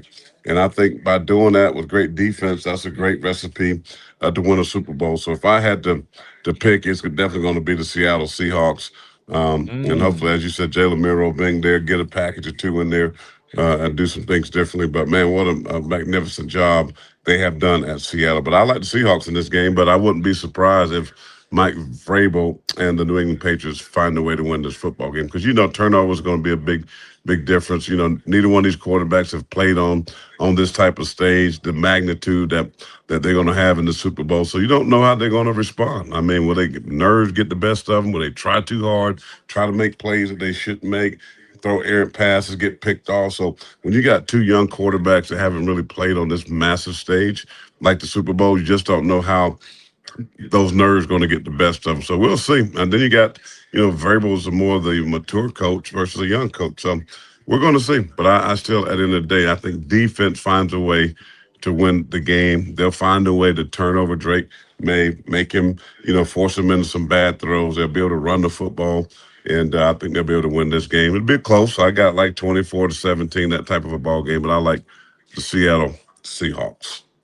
Yeah, I'm leaning towards the Seahawks, but it's like you said. I mean, I think it's going to be a competitive game. I think the Patriots, man, they've been playing some good football too, and I would love for my guy 3-3 to get that Super Bowl ring, man. Because I know, listen, I saw him breaking it down after they beat Denver to go on to the Super Bowl, and I just know the effect that he has in that locker room, and I know he's a leader on that team, especially that defense, and I think it'd be awesome to see him win a Super Bowl. But I'm just like, I'm torn though, because I look at Seattle side and man, man, we're fans of Jay Mill, and I think that'd be so cool to see him get a Super Bowl ring. And you're gonna have your naysayers, right? People are gonna hate and say, oh, well, he didn't play. Listen, you're a part of the team, man. I mean, there's a bunch of people that claim national championships that they worked in the front office here, right? They did like recruiting and they got rings. So being a backup quarterback, getting a few plays here and there, it's still worth something. I just think it'd be kind of cool to see that, man, in his first year have that opportunity. So I'm torn, man, in terms of my allegiance, because I got people on both sides. Jaron Reed, he's a North Carolina native, played with him here. He's back with Seattle. If he went somewhere for a year or two, then he went back to Seattle. Now he's in a Super Bowl. But we'll see, man. But definitely think it's going to be a really, really good football game. And I can see what you're saying in terms of the quarterbacks not knowing kind of how it's their first time on this stage. Not Pat Mahomes or even Jalen Hurts, who's appearing for a second time. They haven't been there. But I will say I wouldn't doubt Sam Darnold in that sense, because I feel like people have been saying that about Sam Darnold throughout the playoffs. And how many people been calling Sam Darnold a bust? I mean, the dude came out of he's been Southern balling. Cal and with all this upside and didn't do well early on in his career at the Jets, the Panthers. He just kind of bounced around. But it just goes to show you when a player finds that niche, finds that right coach that can teach, that can get him in the right positions, that this guy can excel. And that's Sam Darnold. And I'm happy for him, really, because all these folks that drilled him, man, over the years, he's no good, he's a bust. But now you're talking about a guy that's, getting a chance to win the Super Bowl. I played almost a decade in the National Football League, and I didn't sniff a Super Bowl. And I came to a team, the New York Giants, that just came off a Super Bowl. We never went back. So, and I went to Minnesota my last year, a team that was right there at the door. Randy Moss, Chris Carter, Randall Cunningham, all these studs, Jerry Ball on defense, Chris Dobin, myself, Ed McDaniel. I mean, we were loaded. And then we ended up losing 41-38 to Kurt Warner and the greatest show on turf. And they got us beat in the last minutes of the game, and they go on and win the Super Bowl. So it's hard to win a Super Bowl, man. It's extremely hard. So for anybody to get a chance to do that, it's very special. Absolutely. And that's why I said, don't matter if you're starting, whether you're backup, just got drafted. I mean, you're part of that, man. You're part of something special that you can always say that you're a Super Bowl champion, man. That not many people can say that. Like you said, you played a decade. Hell, Jamie's brother, CJ, he played a decade. He didn't, get a chance to play one. There's a lot of guys that didn't, But I feel like there's a number of guys from Alabama that have had an opportunity recently, but it's probably also because we have so many people in the league. It kind of makes it, I guess, a little bit more common. But I didn't realize you had that many dogs on that Minnesota team, man. That's a receiving core. I mean, Chris Carter and Randy Moss. Jake Reed, Chris Carter, who Randy Moss. Dante Culpepper or no? No. Randall Cunningham. We had Randall Cunningham and Jeff George. I remember Jeff George. Dante Culpepper was the third guy. He was just drafted, so he was the third guy. So we were loaded. Robert Smith, the running back, he does ESPN games now. Leroy Horde, who came over from Cleveland. Like I said, myself, Dwayne Rudd at the outside, Ed McDaniel on the inside, very good player, went to Clemson. Very good secondary. Jerry Ball, massive nose tackle. Chris Dolman, Lord bless his soul, passed away with, I think he had a tumor or something with brain, so he passed away. But Pro Bowler, consistent Pro Bowler. I mean, we had it, man. I went there, man. I was like, man, I'm going to get me a bowl, bro, because they were 15-1 the year before. Remember, 15-1, and we end up getting right back. We beat Dallas the first round, and we go take on the St. Louis Rams. Had to go on the road, beat Dallas at home, and we lose that game by 3, 41-38. We gave up 38 points. We just could not figure out Kurt Warner and those talking about receivers, Marshall Faulk running back. They had all these guys. It was pretty awesome. Dang. Yeah, nah, man. You're bringing up some names, man. Some damn good players. Kind of interesting kind of thing about like I think Falk is coaching, right? I think he might have been coaching over at Colorado with Dion at one point. But anyway, let's do this. Let's hit a break real quick. When we come back, we'll keep on rolling. I think we got some callers on the line. We'll get to you guys. Keep on rolling, talk a little Super Bowl. Been talking Charles Bediako, still waiting on that official decision. Could be a landmark decision for the NCAA and for what could be to come regarding college athletics. All that coming up and more right here on the Miller's Edge, Tide 100.9, 1230, WTBC.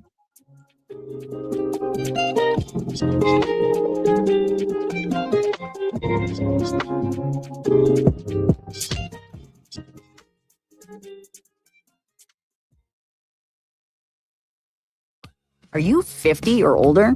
This news is for you. The CDC recommend. All right. I forgot, man. Y'all wanted some tape, man. Shaw's lucky day. Let's pull up this Michael Carroll tape. I feel like there was a game that he had a really good game. I don't remember what game it was, but should we just pull up Indiana? See how he looked against Indiana? We could definitely do that. Let me see. Or even Oklahoma. What game should we watch, Michael Carroll? Jeremy, what's up, man? Still can't believe Pete Carroll threw it on second down. Man, I think that's a case of just overthinking, you know, and like sometimes reverse psychology. They're expecting you to run. You're on the 2-yard line. You got Marshawn Lynch. We should probably be able to hit this quick slant. Now, I need to go back and watch like what kind of look they got on defense. I mean, granted, you're in goal line, so there's only so many different things that you can do, but still, I think that was probably the place next process, door. maybe. Hot chili, hot wings. For our pizza and wings next door. Shoaib listens to the show, but he, you know, they like to be all they don't really need all the recognition. Everybody knows, you know, Archibald's, but still, I'm like, man, we need a wing sponsor, man. Those look good. Get you a wing sponsor, bro. We can eat wings on the air. Trust me. My hands though, man, I'd had to figure that out, but dang, those look good for sure. Later Carroll game. Yeah, it would definitely be later. I mean, let me see what we got on here real quick. I mean, I'm tired of watching the Indiana game, so I really don't want to watch. Let's go Oklahoma maybe. I don't want to watch the Georgia game. I don't think we really did a whole deep dive into that Oklahoma game. Let's see if I can find that real quick. Now, mind you guys, I'm not gonna be able to like break it down while we're on air right now, but I'll at least kind of skip through it so you guys can see it. Where is it at though? Wait, let's see. Oklahoma. Where is this thing at? I must have passed it. It was a playoff game, right? So it would be. Oh, it was after that game. I'm sorry, I'm tripping. Rachel, these are the Terry Tachi hot. I had them mix them with the hots. You're making me want to order some wings now, man. Oklahoma offense. No. I need Oklahoma defense. There we go. All right, now we're in there. We're in the game now, guys. John.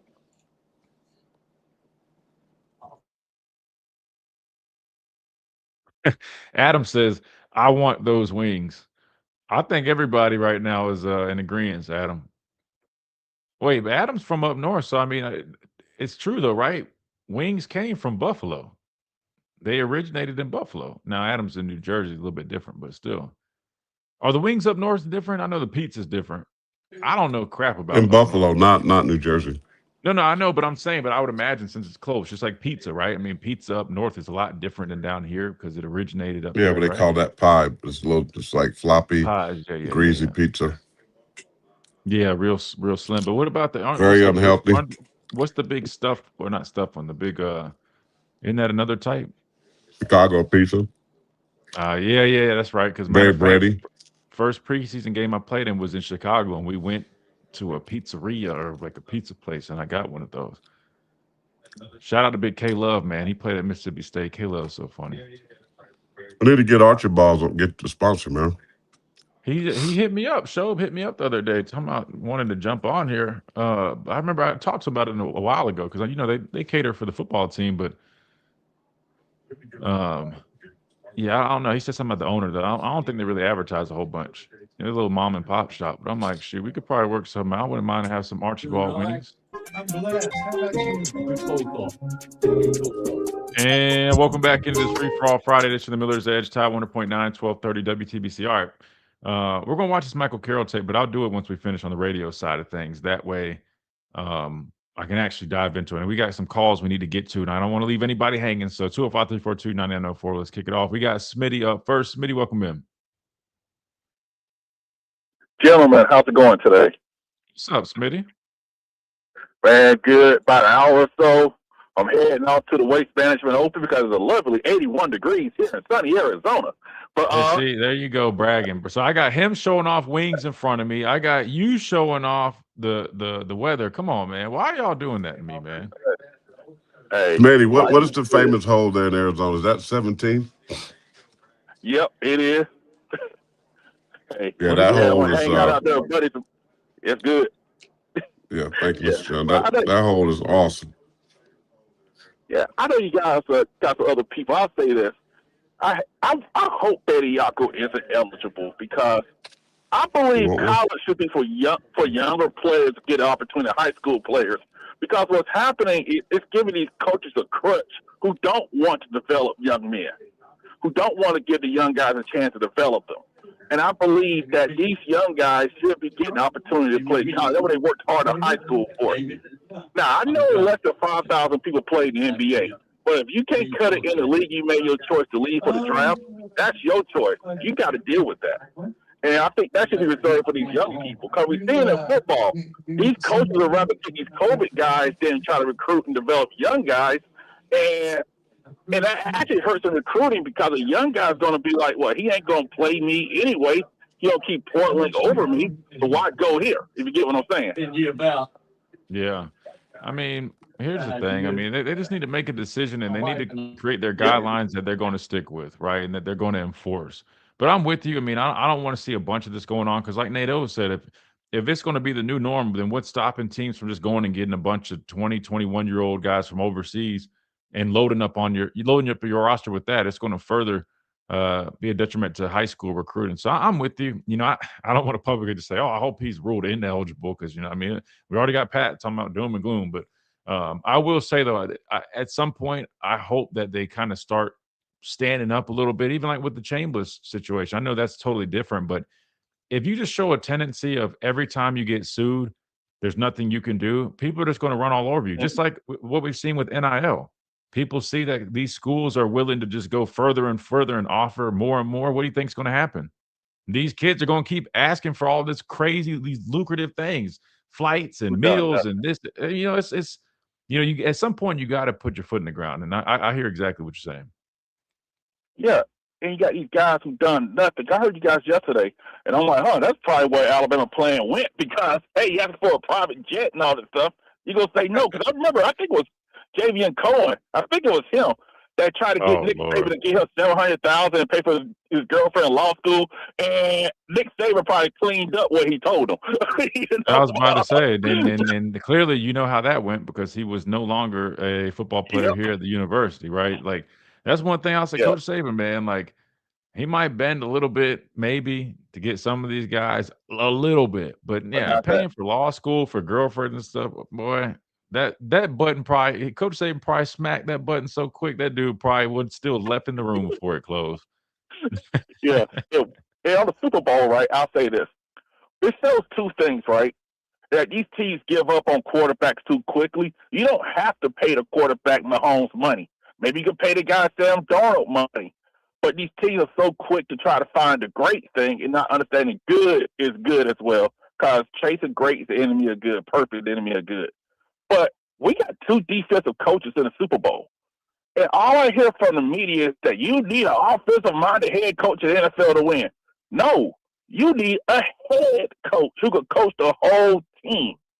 And I'm glad for these guys because I believe in hiring the best coach possible. And like my guy Todd Bowles in Tampa, he has his ups and downs, but he won the division like 3 or 4 years in a row, you know. And but everybody want to run him out for the hot shot offensive mind who has shown nothing. And I just believe in that. Hey, you can hire the best guy possible. Because I remember what Mike Vrabel did a couple years ago in Tennessee. He had Malik Willis take Patrick Mahomes to OT. And I'm like, and Malik Willis stumped then. And I'm like, that shows he's a coach because he can manage the game. And I think that's what's lost. Everybody looking for the shiny play caller. Get a head coach, a leader of men who can manage the game. And I got Seattle 24-13 because Drake May is kind of still a little reckless. And that left tackle, the guy's a rookie. He's young, and they may target him. As long as 27 on Seattle don't do any dumb taunting penalties, I think they'll win the game. But, hey, you guys have a good one. I know you got other people. Man, I appreciate you, Smitty, man. Quick and to the point. And, yeah, we'll talk to you next week for sure. But, no, you're definitely right, man. We'll see. I think it's going to be a good game this weekend. All right, we got Tommy up next, and we got Digger after him. We got to roll through these in the next few minutes. Tommy, welcome in.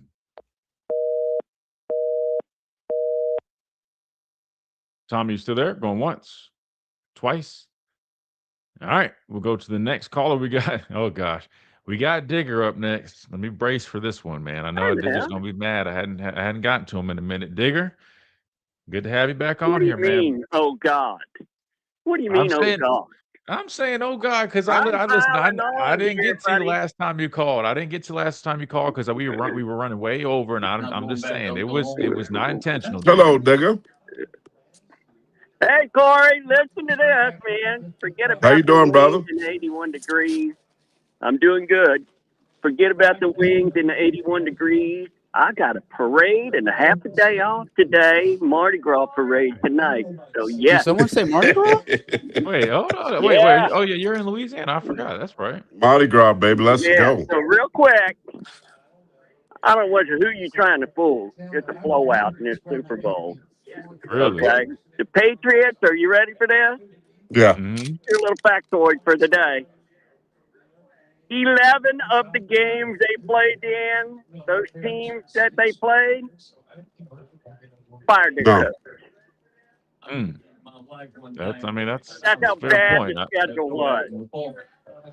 That's how bad the schedule was. And I'm telling you, look for Byron Murphy right there in the middle of that defensive front for Seattle. He is going to be having some fun, buddy.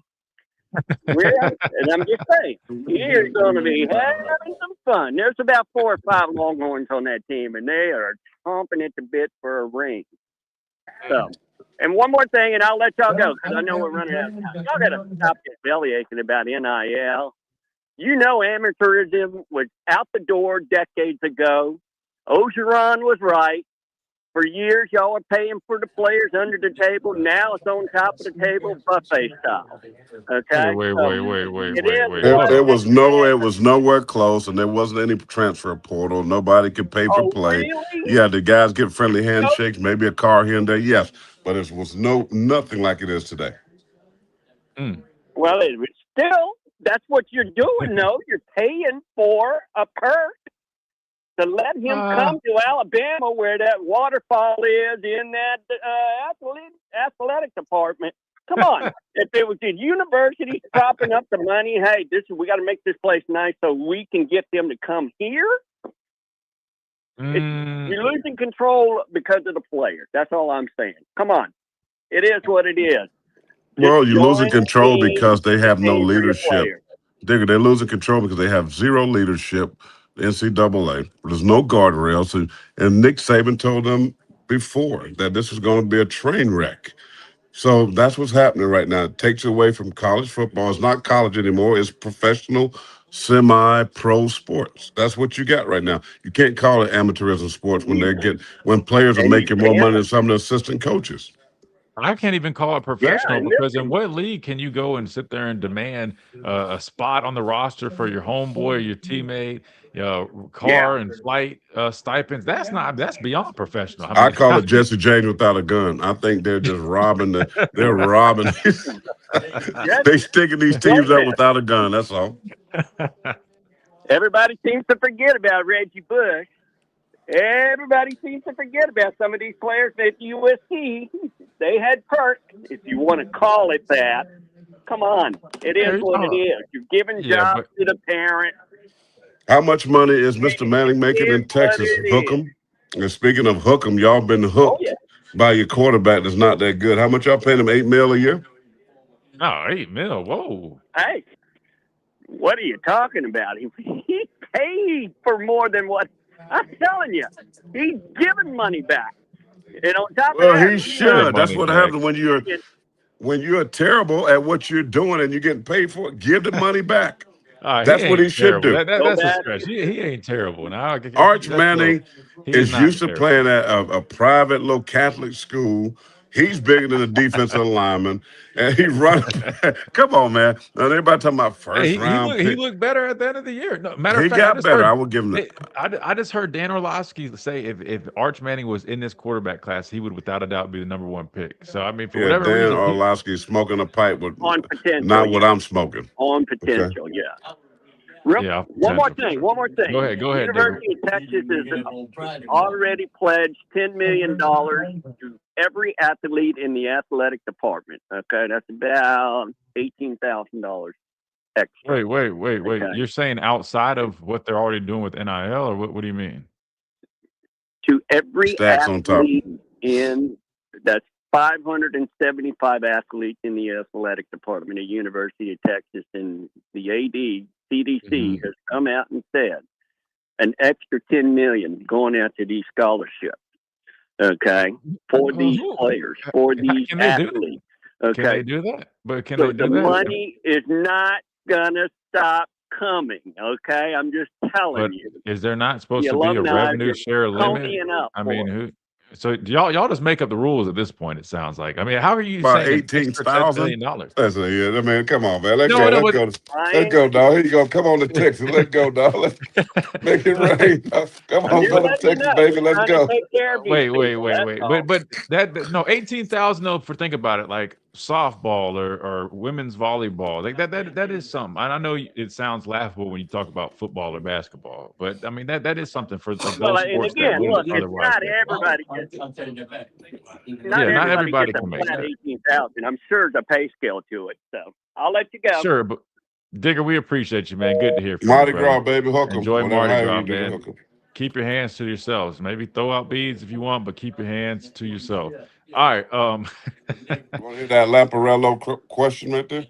Yeah. I'm going to say after stream 2 as well. But yes, we got another chat from Adam Lamparello. Adam is man, on a different level. Seriously, he says Christian, the 4th and 1 versus Indiana was awful. Bernard at quarterback tells the defense it's a run. He won't go downhill versus that front, so the sweep is coming to the strong side. Linebackers flow, fit and stop it. Bad scheme, no physicality. Physicality is my biggest worry for next year. That was a big topic on in that exchange between Reggie Ragland and Nakai Hill-Green, but you just have to wait and see, man. I mean, a physicality is a mindset, and it's hard to tell what this team is going to be because there's so many new faces right now. And who knows, man? Sometimes that youth can inspire and really kind of cultivate that culture of I don't know, man, competitiveness. We'll have to see. Physicality is a problem. It's a major problem, Adam, and we've been talking about it. I'm not backing off of that.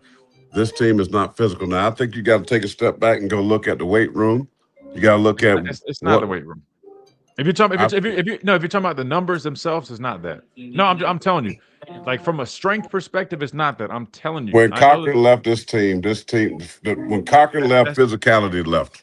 Okay, even when Nick Saban was there. If you're saying from a mentality standpoint, I'm not going to argue that Coach Cochran. Yeah, toughness, yeah. Fourth quarter. Yeah, toughness, baby. Let's go. But you got to differentiate the two because some people, when they hear weight room, I know what you're talking about. You're saying because that is like the life of the team. We spend the most time with the guys in the weight room, like spring, summer, all that stuff. Yes. But if you're talking about like numbers themselves, these dudes that they had, I'm telling you right now, I've seen their numbers in that weight room. They had some strong dudes, man. Like really strong. I'm talking about damn near squatting 1,000 pounds. The problem is, yes. I'm telling you. That's what you can squat 1,000 pounds and you can't move. That's another problem. You're going to be stiff as a daggum 2x4. I mean, shout out to Lamparello Law again, lamparello-law.com, coming very soon. But for all your representation needs, all your academic misconduct, and anything, test prep for students, high school students, college, career planning, you name it, Lamparello Law has you covered. Shout out to Adam at Lamparello Law. We got to get out of here. When we come back Monday, we'll be talking about Super Bowl again, but this time there'll be a winner, and hopefully we'll hear Seahawks, mark it down. Seahawks, mark it down. There you go. And stay tuned in Tide 100.9 because Wyatt Fulton with Deep South College Football is coming up next, and he'll have the latest with the Bediako case right here, Tide 100.9, 1230 WTBC.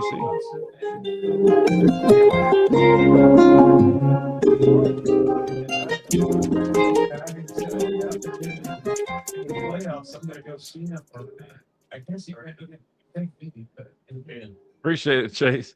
But no, let me finish that question for Adam. We had to close on radio real quick, but I could pull it up real quick. We watched it, but we got this Michael Carroll tape. Hold on, give me 2 seconds. Holty, I appreciate that, man. No, so what was puzzling to me was, first of all, we come out in it. Number one, just going for it on 4th and 1 on our own 30-yard line. That to me, I kind of was scratching my head because it just run really a need to do that at that point in the game. But you know what's funny? I was doing a cut up for. Oh, don't go anywhere, Adam. We're not done yet. We're going to hang out here for a second. I was doing a cut up. We entered our show, and by the way, guys, we entered into the Abby Awards as best sports talk show in Alabama. So y'all put in a prayer for your boys, man. We're hoping that we can win our first award, man, for best sports talk show. I think Media Market is what it ended up falling under. But I was going through some of our old highlights. I should have asked you guys, like, what were some of our best moments, because I had to make a cut up. But anyway, I was listening when we had Kalen DeBoer on the show.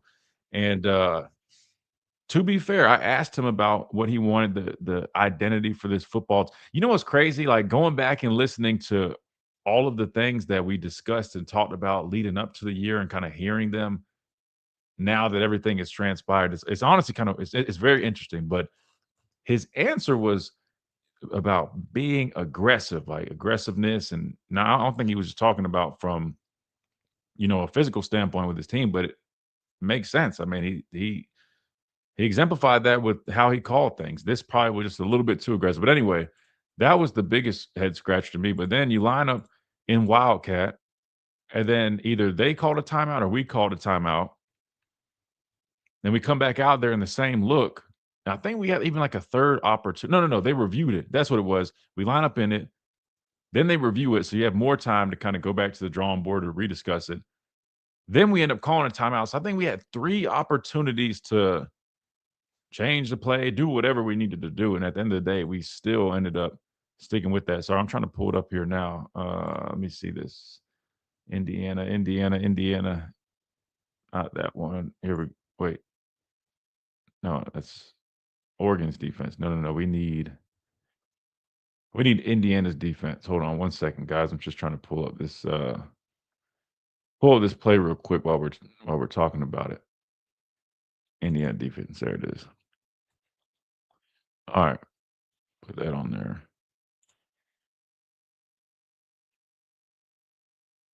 Sorry, I'm trying to multitask, man. It's kind of hard to do. All right. We got to find it, though. It's 3rd and 1. Looks like it's coming up here soon. Was that it? I think that's it, right? We're on the, what are we on, 34-yard line? Yeah, that's it. But yeah, I want to say we had like 3 opportunities. I'm not going to take too much time talking about this, but outside of the decision alone, I mean, You go FIB, you got Wildcat FIB, and it ends up being a jet sweep to freeze. Look at we as a defensive player, coaching point right here. You're taught to play on the other side of the offense, right? The offense is taught to knock guys back. Plays dead in the water. Look at the penetration by the Indiana defense. Look at the penetration. Dead in the water. Look how far across the line of scrimmage they are right now. Dead in the water. But I was going to say, from what I remember, this tight end, who I think is one of the reserve tight ends, he ends up getting shed, and that guy makes a play. But I'll be honest with you, because really it starts. He's supposed. I think. Hold on. Because everybody's working on a line, right? Everybody's basically reaching, right? Everybody's supposed to reach. I'm fine with that. You end up kicking that guy out, but this guy is what blows the play. You're 100% right. A lot of them are playing on the other side. This isn't bad over here, but really the tight end kind of sells. I ain't gonna lie to you. Tight end really sells. All right, but he has him right here, not driving back. He has him initial point of contact. Yeah, the initial point of contact, he was good. Got him. He's playing outside. Look at the hat placement, but now move him up out of there. Well, he's supposed to be reaching, so I mean, he's supposed to get his hat across. He doesn't, but the rule Look at the tackle. Good job there by the tackle. Now flip your hips and turn it. He lets him get work back across the face. I was going to say, I mean, the rule is technically if you're going to reach block and this guy's fighting outside like that, they always say take him where he wants to go. So even though he should be reaching him, if that does happen, you just got to get his ass out of there. That way you can open up, cut back pretty much. But then you got Brailsford right here. He also doesn't finish his block. I mean, it's the same thing we've seen. It's kind of or not even finished. He didn't even get to climb up, right? Well, he can't get to him. There's no way he's gonna get to him. Yeah, because number 4 reason he's gone. And that should be a hold right there by the defense, to be honest with you. He grabs him. Oh. On the defensive tackle. See his hands? No hold. Man, look right there. He pulls him right there. He pulls him. He does. Man, you think they're gonna call? They ain't calling that. Ain't no they call hold. it. They call it more now. Nah. We used to call it turn technique.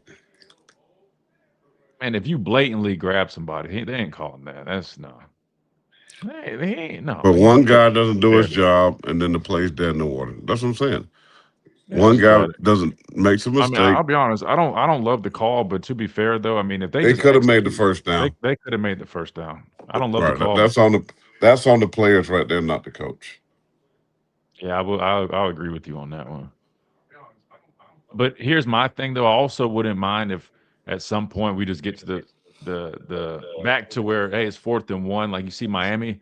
Miami's not, from what I remember, I'm not seeing them doing a bunch of jet sweeps on 4th and 1. But let me say this, Chris. Running duo straight. Miami knows they're letting you know they're about to run duo inside zone, whatever, right at you. And right.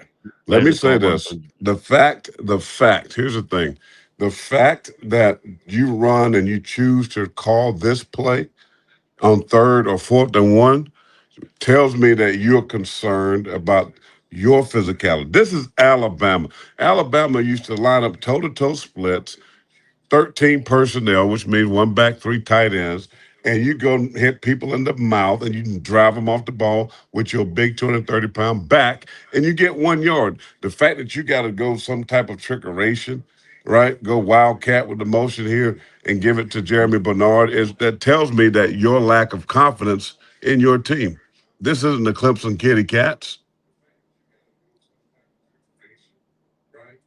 Yeah, that's what I said all season. I mean, the fact that we couldn't just line up and just run downhill, pick up short yardage, that said everything that you needed to know. We were watching Carroll anyway, so we'll just stick on this tape. I hate this angle. Let me go to see when they swap. Do they not? Is it this angle? No, they get back to it. Wait, did they not? I thought we just saw that. Am I making that up? Oh, here it goes.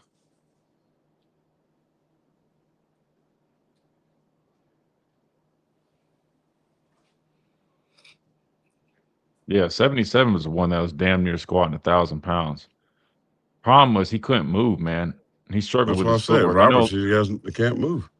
Yeah, and that's why he looks amazing when you see him in the. I saw him down the field against South Carolina. He's scary looking dude now. But boy, all I got to do is just run in the square and he can't catch me. Like an alligator, they're running zigzags. Yeah, they run zigzag, can't catch. Oh, that's funny. That's funny. Yeah, I mean, to be fair, I mean, 71 don't move great either. I mean, that's what I mean. Don't get me wrong. I mean, I think if you do see an improvement in the offensive line, it really will be because those guys are just better athletes. They move better. But I expect with their lack I mean, of let's experience, just be honest. Let's just call a spade a spade. Look at Indiana guys. I mean, from a physicality, speed, these are like Hoosiers. I mean, like the basket. I mean, these are guys that's going to play hard. They're moving around. The defense gives them ability to get in the backfield. They're not going to beat you one-on-one. They beat you by movement. They beat you by making you try to guess where they're going. They're not beating you because they're a better athlete than you. They're not. But they're beating the scheme says run around, move around, gaps. Wait. So now Yeah. somebody's acknowledging what I said yesterday. No, that's a part of it. Wow. But when you look at them, man, come on. What do you know? Now, If you was out there and you're a captain, you got nothing. You're not picking any of those guys on Indiana. If you didn't know any better, Adam, thank you're you not so picking much. them. Seriously, man. Adam is insane, man. We just need to call the show the Lamparello's Edge at this point. Money you spend, you should name it. You should name it. Yeah. The Lamparello's Edge. Yeah, I told you, man. That scheme, like people can talk about older players and stuff, and yes, that plays a role, man. But I mean, something like that. I'm trying to see what happens here with our protection. Okay, they run a twist. You pass it up, but 64 makes a mistake here, right? Pass it. Look, he's got to come off and get that guy, and then the guard stays out there looking. He's chasing his guy. So you're going to have the underneath. The twist guy is going to come wide open. That's on the player. They practice this all the time, one-on-one pass pro. You pass him off. Yeah. Why is he chasing him? Well, and this is another good point to bring up. I mean, this is a young player right here. Daniel Hill, I think last year I would consider young. So when we're talking about having an offensive line that's going to consist of a lot of young guys, when people are quick to be like, why are you just doubting them? Like, these are the types of things that you typically expect out of young players, and that's what goes into kind of how I think about our unit going forward. Like, I'm not saying they can't be more talented or a better fit, but when we talk about growing pains and some of those mistakes that you could expect, these are some of the things you might deal with. Because again, these are both two young guys, and this is entirely on them, right? This is not because you're getting overloaded. We do a bad job of passing off movement up front here. There's confusion. And I also heard that there was issues with the calls and checks that are being made. That's why it goes back to my point. I just think there's a lot. This offense was throwing a lot at these guys, and I think it's pretty clear that they didn't always. Yeah, but this is simple. This is nothing. We don't call this exotic. I'm not saying it's exotic. I'm saying in terms of even just being on the same page on what blocking scheme they're doing, right? Is it turn protection? Are they going to slide the front? Who are they identifying? You know as good as I do, any miscommunication with that stuff, even if you have base rules, we know that, it can lead to stuff like this. And after talking with people, they've even acknowledged that. Right. Look on the left side. You got 4-on-2 on the left side. But why does that happen? Because Indiana loads the front here, and they're confusing them with the protection, I'm assuming. Okay, but you can't. But he calls his quarterback calls slide front, right? Slide left. Okay. All they do is run a twist. 72, the center, who's a veteran guy, he got to let that go. Now, come off. That's your guy coming in the gap. He misses his block. I mean, these are things they practice. Defense we call blitz pickup. You have a period of blitz pickup, and you run dogs. This is just a dog with a twist. You know, when the one guy backs out, there you go. The linebacker backs out. The other guy gets out of there. You got 1, 2, 3. You got a 5-man rush, which is a dog. That's all it is. Actually, you got a 4. It literally is just all these guys on a slant. All these guys. He gets out. You got 1, 2, 3, 4. You got a 4-man rush, and you got the opposite. You got 5-on-4. Alabama should win that. Period. Look at 72 looking. He messed up. You got left guard got nobody. 64 got nobody. It's actually 6-on-4. Where's 6 at? 1, 2, 3, 4, 5, 6, and you have a chip. Yeah. But like I said, I mean, it's miscommunication here, lack of execution, regardless. But you're not going to win football games that way. See, the natural fan is not going to know this. They don't know about all this stuff, but you and I do because we practice this stuff. Well, according to Pat, but us saying that is doom and gloom to Pat. Like, oh man, he can't with some of these people.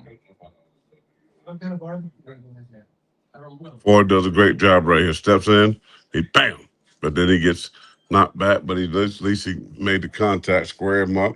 He's too high. He's too high. He's too high. You got to be low. Strike him in the chin. Bend your knees. Strike him. You know, I'll say this though. You look at Indiana's backs and pass pro. Them dudes, I know they're a little bit smaller maybe than him. Maybe they can play with a little bit more on a center of gravity since they're lower. But them dudes, man, they step up, put a hat on the hat. Yeah, and they're 25 years old. How old is number 4? 19? Probably 20. Probably 20. Ain't played that much. But this ain't got nothing to do with age, man. Yeah, I mean, this just about you can call it a The little Indiana bit guys, they have a lot of experience and understand what they're doing. They don't make mistakes. They don't beat bro, he's themselves. just running through his face. Alabama does. Come on, man. That's just Alabama running through does. face. That ain't not this. That's not a good example of that. I mean, that's just a dude. Just that happens. So I mean, linebackers is almost expected. We always had a drag. We always said bull the back. Don't be doing no finesse. Don't be quick swimming. Don't be trying to sit there and elusively. Nah, man, just bull through the back. So that's why it's important. I look at one more because my iPad about to go dead. I don't have to charge it. Oh man, you got to charge it, man. Arizona league, I think he got 20 times. 64 bull rush, speed to power, speed power. Look at 64 placement. The defensive end, a 25-year-old defensive end, hands on the inside. When you talk about what I showed you, the bigger guy, hands on the outside. Who wins? The little guy. Well, I was going to say that if you watch Michael Carroll in his sets, I mean, he's got solid footwork. The biggest thing that gets him in trouble is if you watch, he's got his punch. He don't really punch. He normally catches. He's almost he's just standing too high. He'll get killed every time. Yeah, he's standing up. He's bracing, and he's just kind of wrapping his arms around like bear hugging or just catching. That would be like if I was coaching him up, that's what I would tell him he needs to work on. Because, I mean, if you watch him, his kick step's good. I mean, he gets out there. Don't want to turn open the gate, but really you see him, he's susceptible to power a lot. And it's not because he's not big enough or strong enough. It's because of technique, right? He's got to be able to anchor down, right, and have better hand placement because this is a common theme. Like I couldn't say it because we were on the radio, but like the Oklahoma clips that we just watched, just a few of them, same thing. He's kind of bracing and just waiting on that contact. You know, I want to see him use his hands more, have more of a. Okay, before I go, this is coaching. There's no way. I mean, teach this young man. He's too. Look at his kick. Go back, please. Go back. Now he opens up. Look at his set. He's already beat. If I'm a rush, I love a tackle to give me that. I got a two-way go down. Yeah. He's beat regardless. This guy to go speed to power. He's beat on the inside. I can spin back on the out. He's beat. Now, good job by the quarterback being quick and get the ball out of hands. That's a good thing. But that to me is teaching how to protect. And hopefully the new guy that they got can teach this young guy. Listen, you just catch him. You're going to lose. Now, this make me sick that these coaches getting paid millions of dollars and we see this crap. He wouldn't play for me. I mean, to be fair, a lot of tackles have a tendency. I know, but I'm saying a lot of coaches getting paid a lot of money and can't teach how to cut butter. I mean, this is ridiculous. Look at this. Look at this dude. He's stumbling all over. Look at it. Now he's chasing. Look at this. This is Alabama. I mean, bro, he's a true freshman. I mean, like, give him a little grace. And to be fair, like you just said, I mean, he probably didn't have the best teaching, but like that I don't like. I don't want to see us doing karaoke out there. I didn't fit there, so. See, because that's how you get in trouble. You know what I mean? But that's all technique stuff. We can work on that. Well, you better get a coach. There's more clips of him in the running game. He's physical. He's nasty. He likes to finish blocks. I'm telling you, if you just work on him in his technique, he's going to end up being a really damn good player. All right, look at 74. Look, okay. Caden has gotten better. Look at his kick. Look more square, longer. Kick. Yeah. Okay, Wait, but hold he on. still Wait. another fault. Let me just point this out so they know what we're saying. So when we're saying don't turn and open the gate, right? So you see, look at Carroll's. I just want to explain this because I don't think we've acknowledged this enough, or like we're clear on it. You see how Michael? I mean, he's literally like facing the sideline. You see, that's what we call opening the gate. And when you do that, if a player does, like us as edge guys, we can take that inside move. You're opening up the inside window, so we can have that. So we can basically we can make an inside move, right? We have a two-way go, like you said.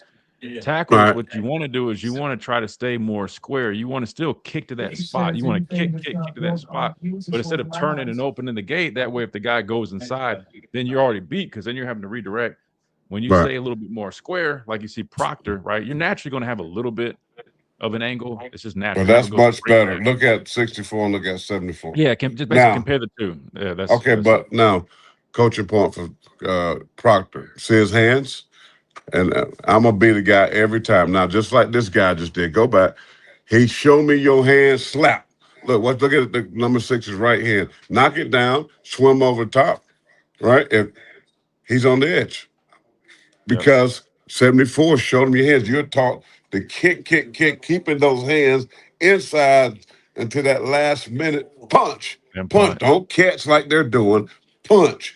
Even the inside punch, you can mix it up. That's why I'm glad you're hitting on this, because when I was watching the Mississippi State guy, that was his biggest problem. I'll pull it up in a second. I know you might have to go, but against Missouri, I mean, he just kept giving them hands. And I'm like, man, that is an edge rusher's dream. I'm like, he's not mixing it up. He's not keeping his hands tight. He's not flashing it inside. That way we shoot, and then he can go lock up.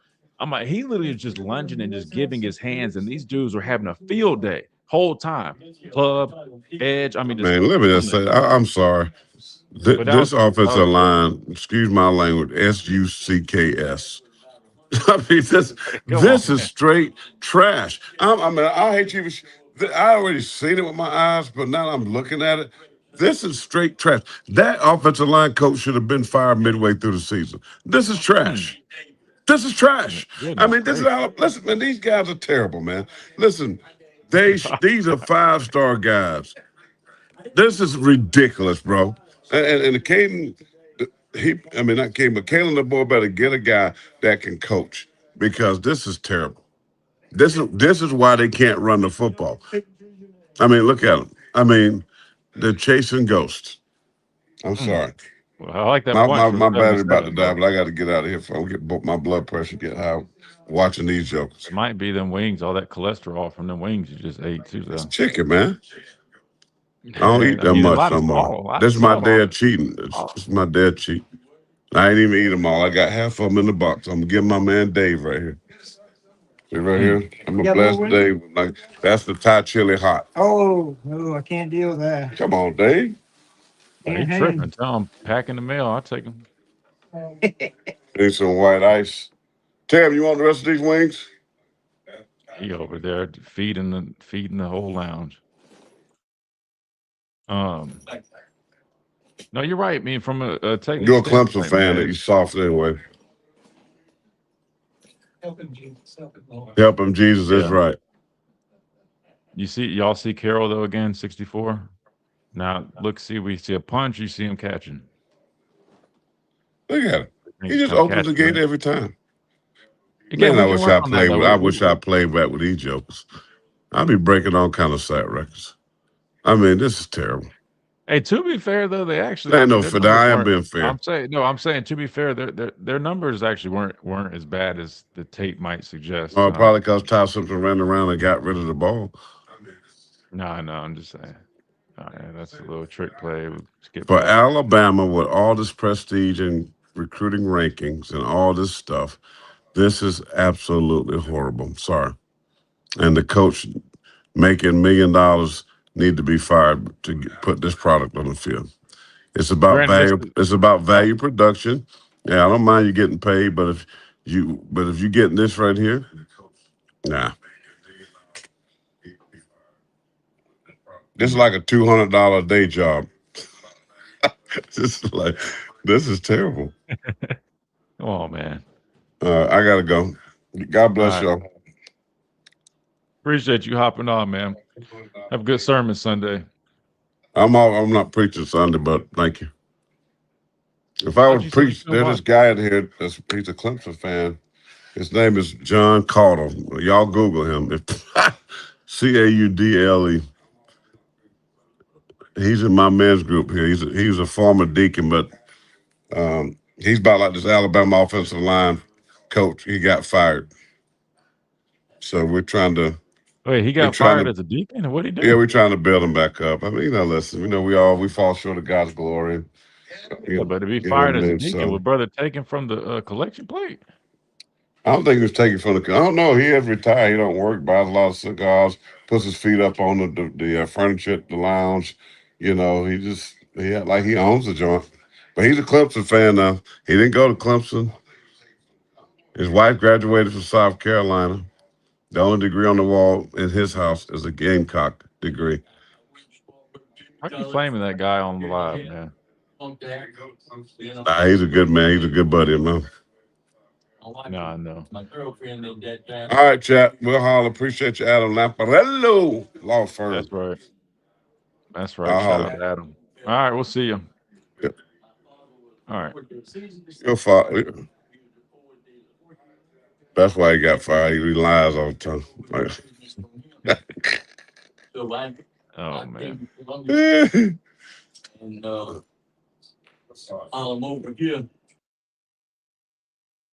All right. Y'all see enough of that tape, or y'all want to keep watching it? I mean, I think y'all kind of saw. I mean, listen, I know he's being real critical, which and rightfully so. It was not good, but I'll say this about Carroll, man. I'm still really excited about him just because I know he's young. You can teach him up on that stuff. He plays. Listen. In the run game, he's definitely a lot more physical. He's got to have that physicality and that punch, right? And pass pro, but that's all technique stuff we can work on. See his problem right here. He's got to get that foot in the ground, right? This is all technique, though, right? Like those steps. Like you see how big of a kick step. See how look how. I get we're trying to gain ground, but those have to be quick, concise type steps. You get what I'm saying? Like that way you have a base. We don't have a base right here. You get hit while we're still trying to get our feet settled or getting lifted up. But he does a nice job anchoring down. Same kind of deal, right? That one big step, but I would like a more. I wish I could show you guys. I'm not going to get up and actually do a kick step for you, but I think you can imagine what I'm saying. Proctor just lunging. Can't do that.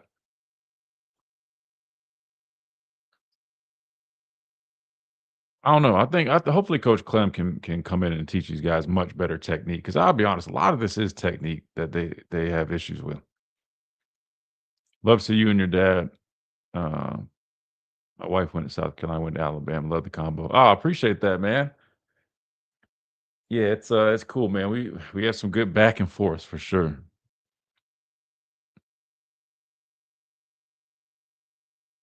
So you're looking at a very low percentage of players that can come in as true freshmen and be big time players. We'll have to see. I mean, there's some guys in this true freshman class that I think are going to be some really good players. I like the safety slash nickel.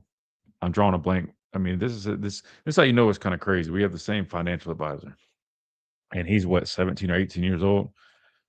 I like him a lot. I think Sadarian Morgan can be somebody that you can definitely count on to maybe give you some reps. I want to see him with his like route running and how can he get separation, like where he's at with all that stuff. I hadn't really seen a bunch of that. I've just seen the highlights with a lot of big time catches, which in itself is very valuable. But depending on how he is Jire Edwards. Thank you, Smitty. I like him a lot. I think he's going to be a damn good player. And then you're talking about he comes in, he's going to be surrounded by a bunch of vets in that secondary room that can help bring him up to speed. I think that could be I think he's going to be a dude. But like Sadarian Morgan, I think it just depends. Like, I mean, if he is a better athlete than expected at his size, I think he could definitely end up being a problem. And from what I've heard from some of the guys, it sounds like they're really impressed with him when they got to see him because he was in the bowl practices, if I'm not mistaken. So I think he's solid. Crowell, I mean, he's a dude. He's young, but he's a dude.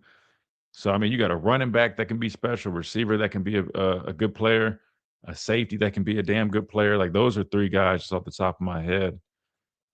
And there's more too. I mean, there was an edge guy that I watched. I can't remember which player it was or what his name was, but I was impressed with him, and not many people were talking about him.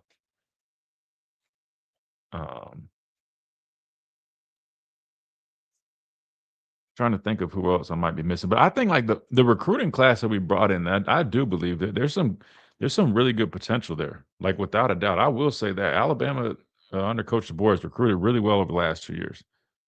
So you got to give credit there, not just off the rankings or ratings, but off of the players that I've watched that they brought in, at least on their tape from this class, and the players from last season.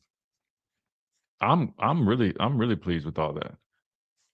And it seems very promising, but I just think we got to do a better job of pairing proven talent with some of those holes. And I think if we can start doing that, I mean, we'll be in really good shape. But again, it's only going on year 3, so I think you'll probably finally start catching up. That's why I think maybe this year could be, we'll see. But then maybe the following year could maybe be where we're at that point where his first class will be going on their senior class. And then if you're talking about maybe just filling in some holes with some experience, I could see it kind of finally get rolling, if that makes sense. But we'll have to see. We'll have to see. Worried Grubb might interfere like he did last year with play calling, causing guys to be out of place. That's why it's also said, man, we got to have the coaching staff do their part. But Xavier Griffin, there you go. Thank you. Yeah, I was like, I know there's another guy. I like him a lot, man.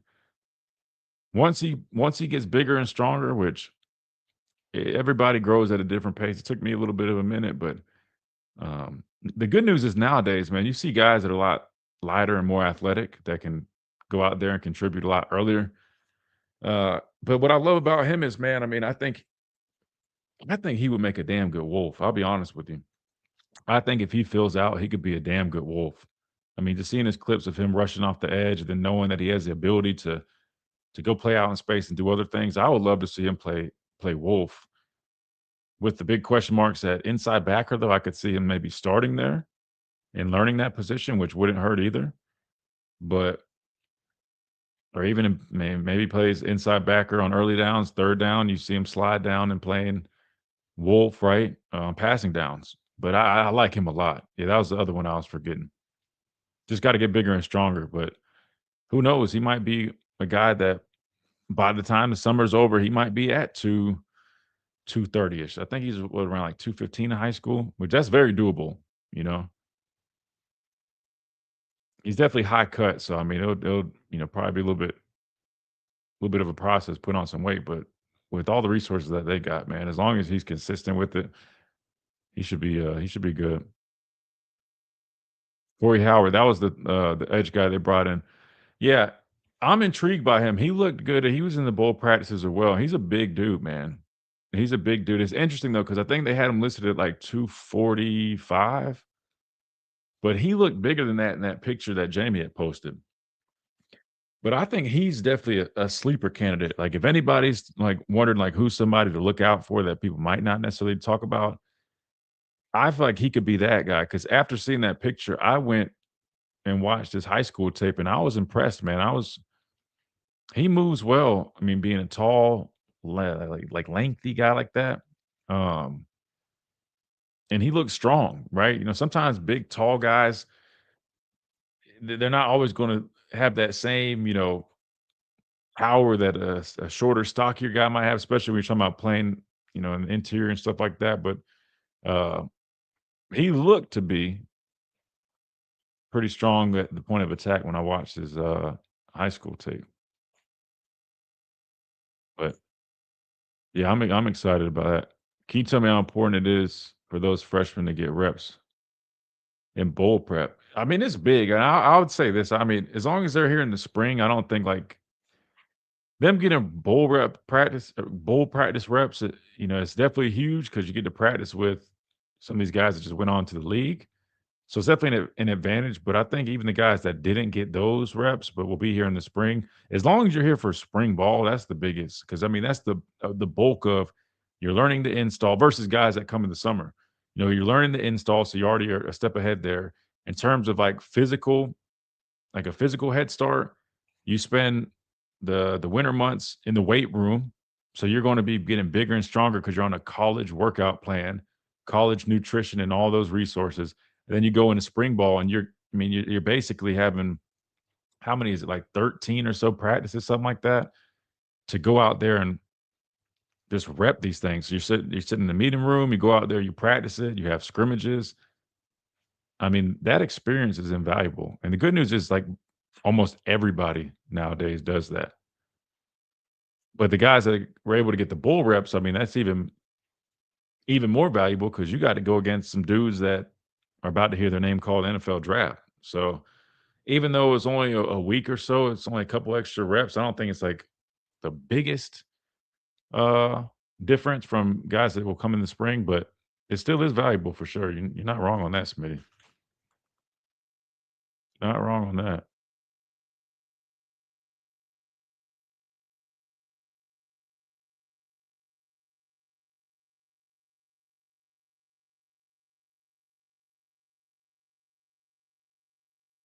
Another thing too, we got to remember. I want to say Carroll played.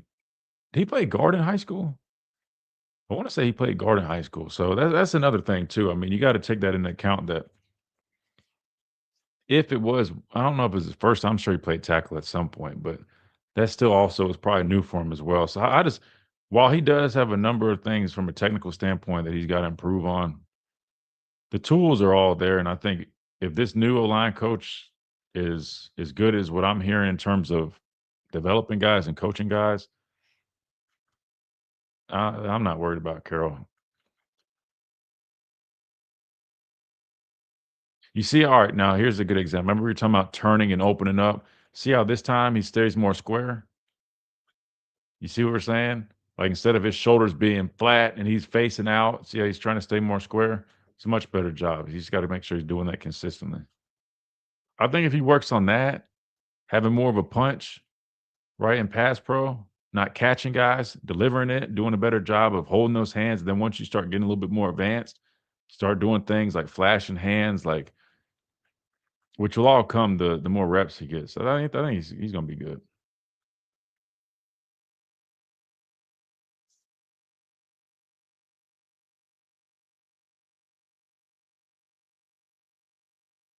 Sorry, I was trying to watch Proctor.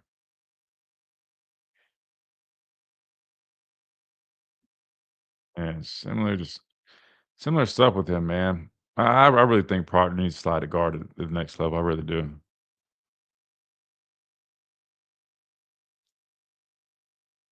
I really do. Let's see. Probably about to get out of here, guys, in a second. Tell me about it. Mix what you're trying to go say, like. Oh, you're talking about the typo stuff. Bama's average, but the delusional fans living in. Oh God. Oh, lies. Yeah, I ain't gonna acknowledge all that right now, but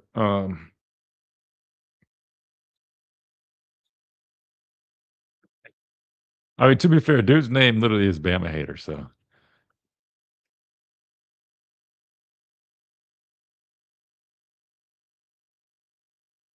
Nah, I think that's a stretch.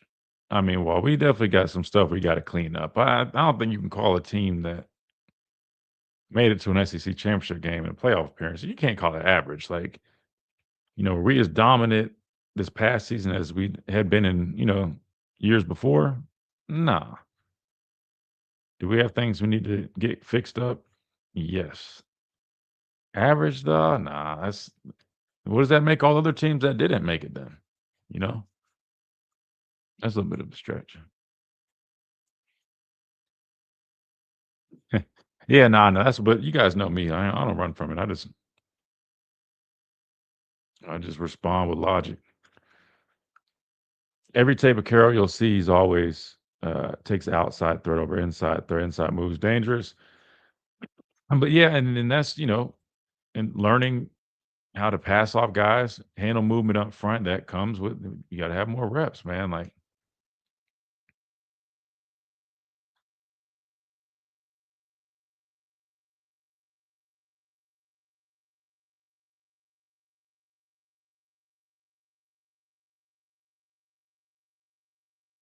yeah, it's just the same picture like every time, man.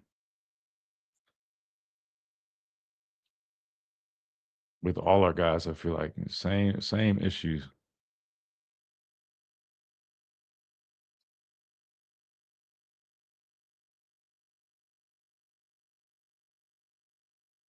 See, like now watch Proctor watch how Proctor punches right here. See how he's physical with that punch and he rides the guy by?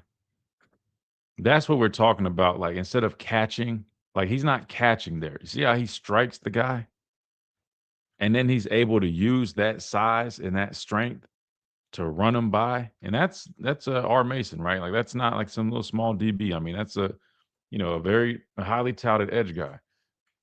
250 pounds, right? And he's got, I mean, this is tough too sometimes because listen, I mean, this dude is in a wide ass 9 technique, and he look at this angle that he has. I mean, he's running full speed. That's what we're saying. Like that's the picture you want, right? You want to punch guys. Like if you're that big, like that's what should happen. You shouldn't be leaning on guys and guys just running and really beating you on the edge. Like speed is one thing, but in terms of like if you got your body on somebody, like man, I used to have tackles, like, if I was trying to use all my speed, they'd club me in my back. Like, I mean, there's so many things I don't see our guys do in terms of just, like, physically imposing their will. Like, you take advantage of that. You just didn't really see a whole bunch of it.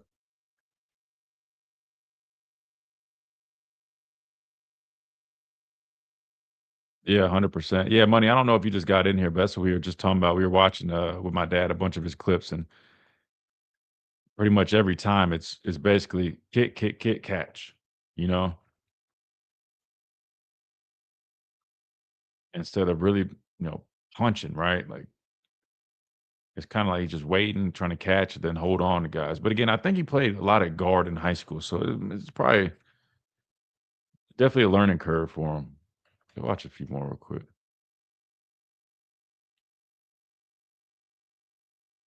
Wait, did Prada get hurt? I don't even remember what happened here. 78 came in the game?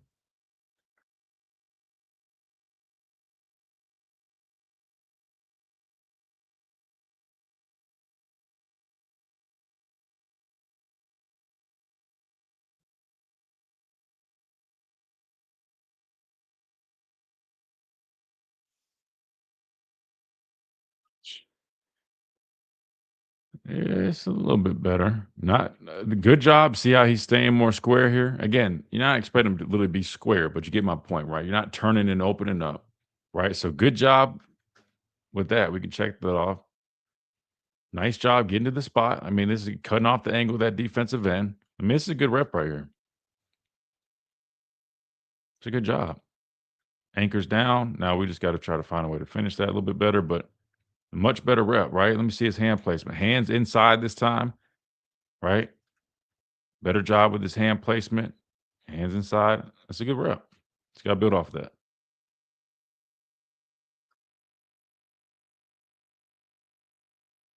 Wait, still waiting. Hold on. Still waiting on what? I just popped in. Yeah. Yeah, yeah, that's definitely a common theme with him, man. Kind of bracing, catching, hands outside. You're 100% right.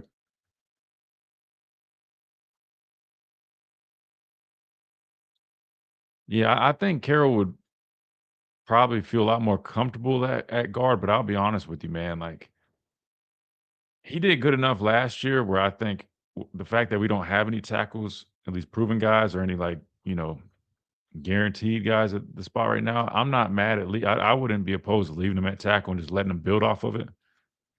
But I do think, yeah, I mean, that's his natural position. He's probably going to be a little more comfortable there, but I think he can play tackle.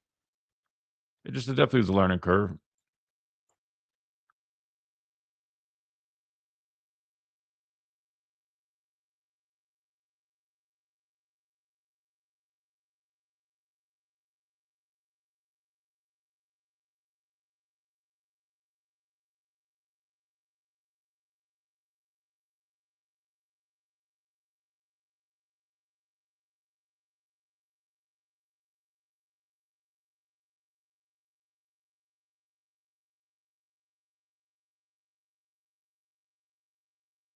Like even stuff like when you see like, especially interior linemen, man, you'll see them kind of that yank technique. Like I just don't see us doing a bunch of like I didn't see a bunch of like flashing inside hands. I didn't see a bunch of just different little nuances that offensive linemen do to really, play games with defensive linemen, right? Like that you see out of more advanced players. We just see a bunch of just catching, and I don't know, man. It definitely is kind of head scratching. I don't understand it, but who knows? I'm gonna end on that note though.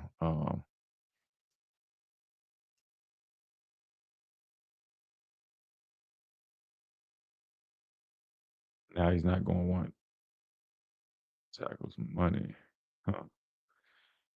You think this tape will hurt Proctor's draft stock? I mean, really, any tape they pull up. I mean, that's your resume. I mean, measurables and combine and all that stuff's great, but at the end of the day, I mean, this is what they're going to go off of. I mean, can you play football? Can you be a contributor for a franchise?